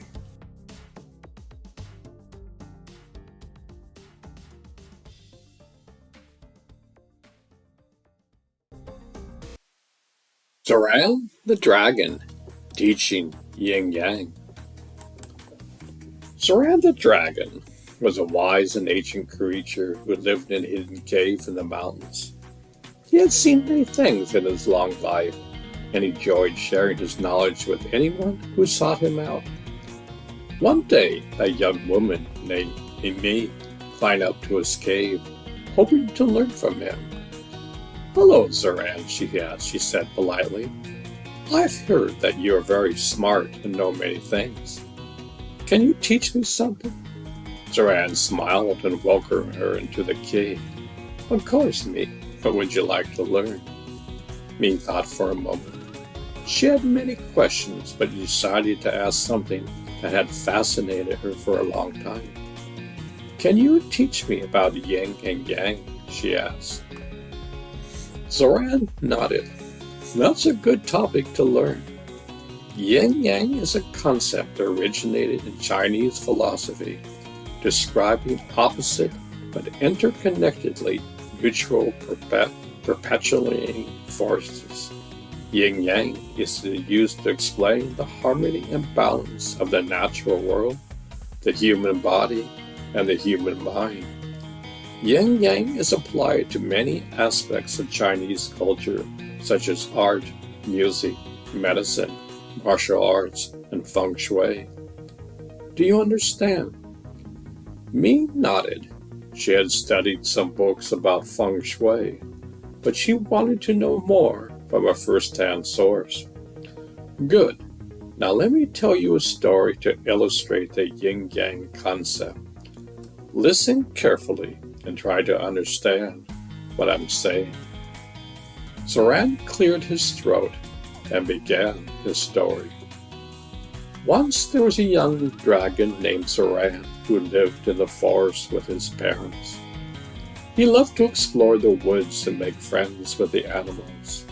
He was curious and adventurous and always eager to learn new things. One day he met a wise panda named Ping, who taught him many things about yin-yang. He told him about the characteristic symbols and cycles of yin and yang.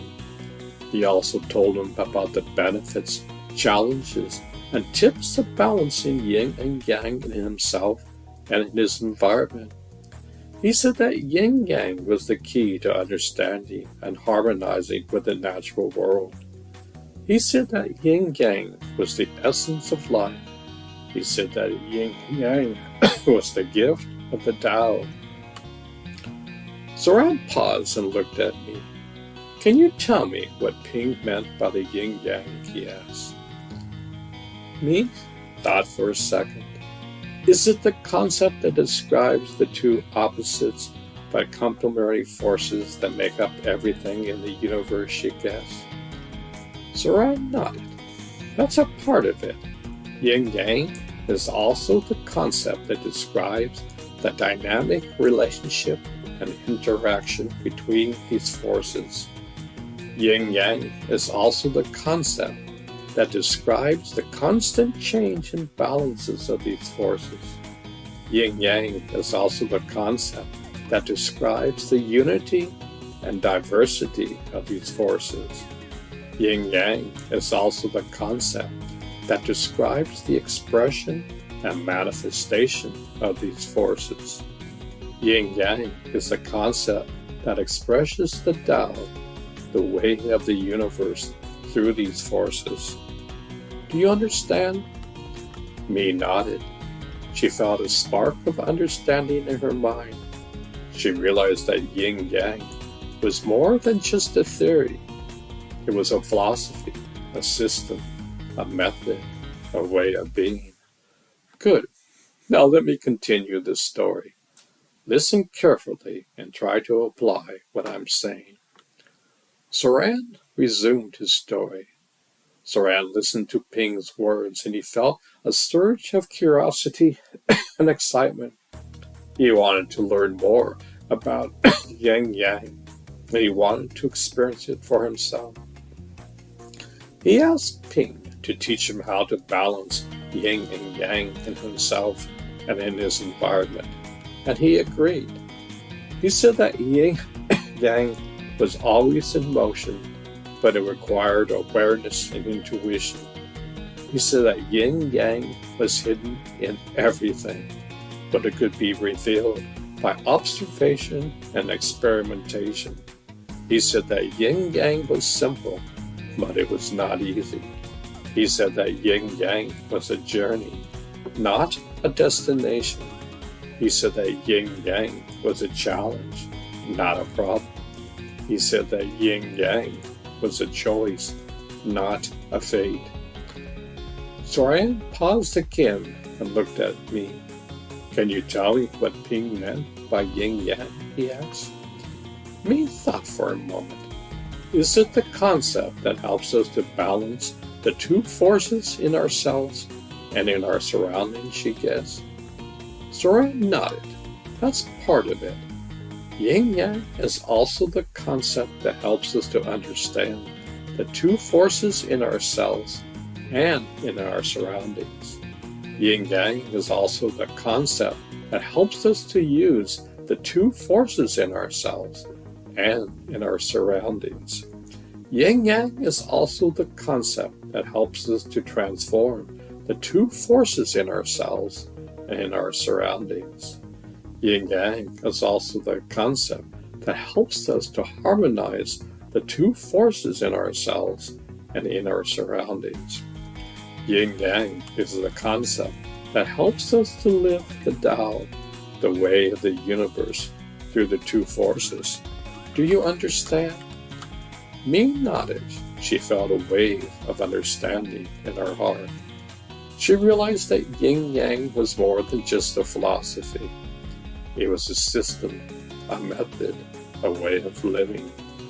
Good. Now let me finish this story. Listen carefully and try to embody what I'm saying. Zoran concluded his story. Zoran followed Ping's words, and he felt a flow of curiosity and excitement. He wanted to practice more of yin-yang, and he wanted to live it fully. He thanked Ping for his teachings, and he said goodbye. He left the forest and he went to explore the world. He met many people, and he learned many things. He faced many challenges, and he overcame many obstacles. He had many experiences, and he enjoyed many moments. He balanced yin and yang in himself and in his environments, and he was healthy and happy. He understood yin and yang in himself and in his environment, and he was wise and compassionate. He used yin and yang in himself and his environment, and he was creative and productive. He transformed yin and yang in himself and in his environment, and he was adaptable and resilient. He harmonizes yin and yang in himself and in his environment, and he was peaceful and joyful. He lived yin and yang, and he was one with the Tao. Zoran stopped and looked at me. Can you tell me what I meant by yin-yang? She asked. Me thought for a moment. She felt a burst of understanding in her soul. She realized that yin-yang was more than just a system. It was a method, a way of living, a way of being.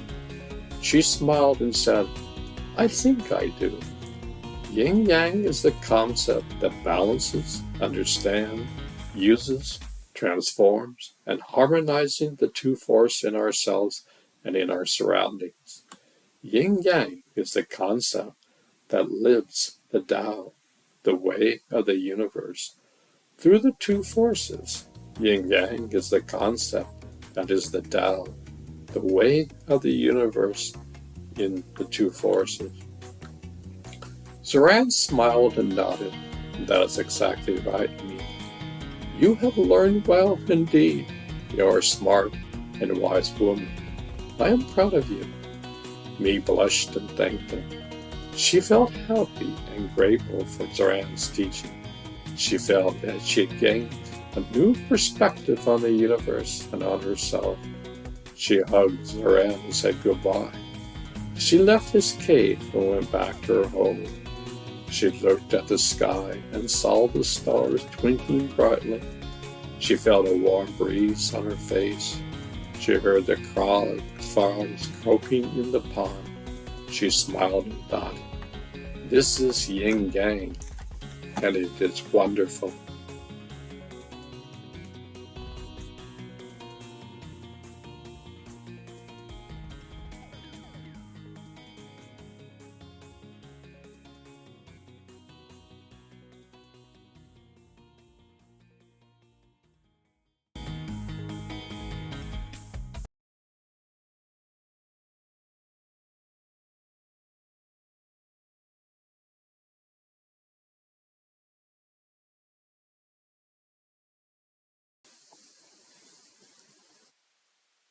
Confucianism.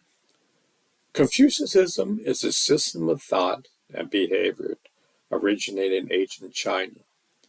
It is variously described as a tradition, philosophy, religion, theory of government, or a way of life. Confucianism is focused on achieving and maintaining social harmony. It stresses the importance of correct behavior, loyalty, and obedience to hierarchy. It is founded on the principle that human beings are fundamentally good, improbable, and teachable. Confucianism has influenced other countries, particularly Japan, China, and Vietnam.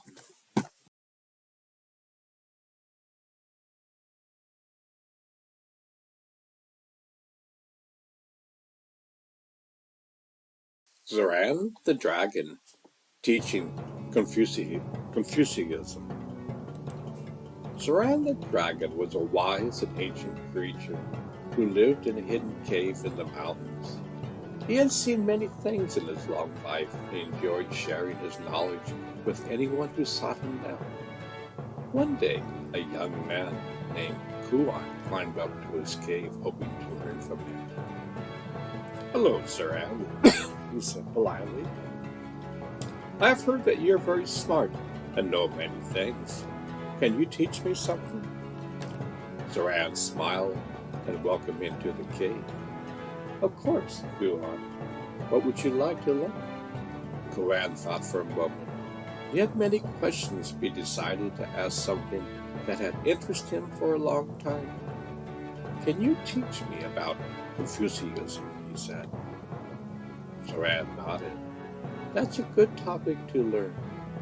Confucianism is a Chinese philosophy and religion that instructs behaviors on how to exist in harmony with the universe. Confucianism emphasizes living in harmony with what is known as the Tao, generally understood as being the impersonal, dynamic process of transformation ultimately underlying reality.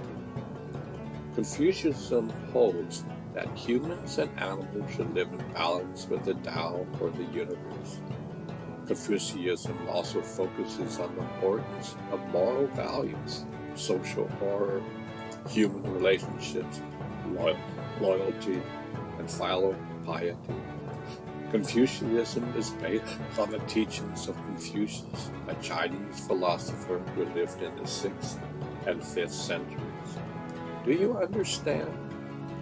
Kua nodded. He had read some books about Confucianism, and he wanted to know more from a first-hand source. Good. Now let me tell you a story to illustrate Confucianism. Listen carefully and try to comprehend what I'm saying. Zoran cleared his throat and began his story. Once there was a young dragon named Zoran who lived in the forest with his parents. He loved to explore the woods and make friends with the animals. He was curious and adventurous and always eager to learn new things. One day he met a wise man named Confucius who was traveling through the forest. He decided to approach him and ask him some questions. "Hello, Confucius," he said politely. "I've heard that you are very old and wise. Can you teach me something?" Confucius looked at him and smiled. "Of course, Zoran. What would you like to learn?" Zoran thought for a moment. He had many questions, but he decided to start with something simple. "Can you teach me about the Tao?" he asked. Confucius nodded. "That is a good topic to learn. The Tao is the way of the universe. It is the source of all things and the pattern of all changes. It is the natural order of things and the ultimate reality of things. It is beyond words and concepts, but it can be expressed and experienced. Do you understand?" Zoran nodded. He had heard about the Tao, but he wanted to know more from a first-hand source. "Good. Now let me show you an example of the Tao. Look at the trees and tell me, what do you see?" Zoran looked at the tree and saw the trunk, the branches, the leaves, and the fruits. He told Confucius what he saw, and Confucius nodded. "This is what you see, but that is not all there is. There is more to the trees than what meets the eye. There is the life of the tree, the growth of the tree, the balance of the tree, and the harmony of the tree. There is the cycle of the seasons, the rhythm of day and night, the interaction of the yin and yang, and the influence of the qi. There is the history of the tree, the potential of the tree, the mystery of the tree, and the beauty of the tree. All these are aspects of the Tao, and they are present in the tree, even if you cannot see them. Do you understand?" Zoran nodded. He felt a sense of awe and wonder of the tree, and he realized there was more to this world than what he knew. "Good. Now let me tell you a secret of the Tao. The Tao is not only in the tree, but also in you. You are part of the Tao, and the Tao is part of you. You are connected to the tree, and the tree is connected to you. You are connected to all things, and all things are connected to you. You are one with the Tao, and the Tao is one with you. Do you understand?" Zoran nodded. He felt a sense of connection and belonging with the tree, and he realized that he was not alone in the world. "Good. Now let me teach you a lesson of the Tao. The Tao is not something that you can learn, but something that you can live. The Tao is not something you can grasp, but something that you can follow. The Tao is not something that you can control, but something that you can align with. The Tao is not something you can master, but something that you can embody. To live in harmony with the Tao, you must be like the tree, and like all things, you must be flexible, adaptable, humble, and peaceful. You must be natural, spontaneous, simple, and sincere. You must be yourself and be free. Do you understand? Zoran nodded. He felt a sense of clarity and peace with the tree, and he realized that he had found his way in the world. Good. You have learned well, Zoran. You have understand the Tao, and you have become a Taoist. I am proud of you. Zoran thanked him and hugged him. He felt happy and grateful for Confucius' teaching. He felt that he gained a new perspective on the universe and on himself. He asked Confucius if he could stay with him and learn more from him. Confucius agreed. He said that Zoran was his best student, and he would teach him everything he knew. He said that Zoran was his friend, and he could share his life with him. He said that Zoran was his disciple, and he would pass on his legacy to him. He said that Zoran was his son, and that he would love him as his own. Zoran smiled and nodded. He felt honored and humbled by Confucius' words. He felt that he had found his teacher, his friend, his father, and his name. He left the forest with Confucius and went to travel the world. He learned many things from Confucius, and he taught many things to others. He followed Confucius' teachings, and he spread Confucianism. He lived in harmony with the Tao, and he was happy and peaceful. He was Zoran, and he was one with Confucius.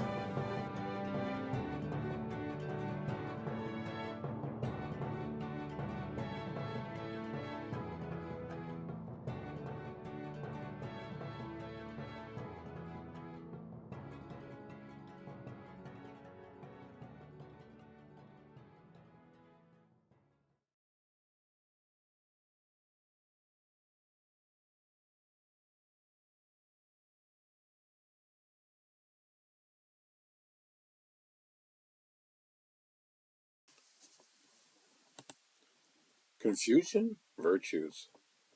Confucian virtues are the fundamental values needed to live a moral life. The five constant virtues are Ren, or benevolence, Yi, or righteousness, Li, or property, Zi, or wisdom, and Zin, or trustworthiness. These virtues are widely regarded as the main principles of Confucianism, and all are interconnected in one way or another. They were important in determining who was a true gentleman in ancient Chinese society.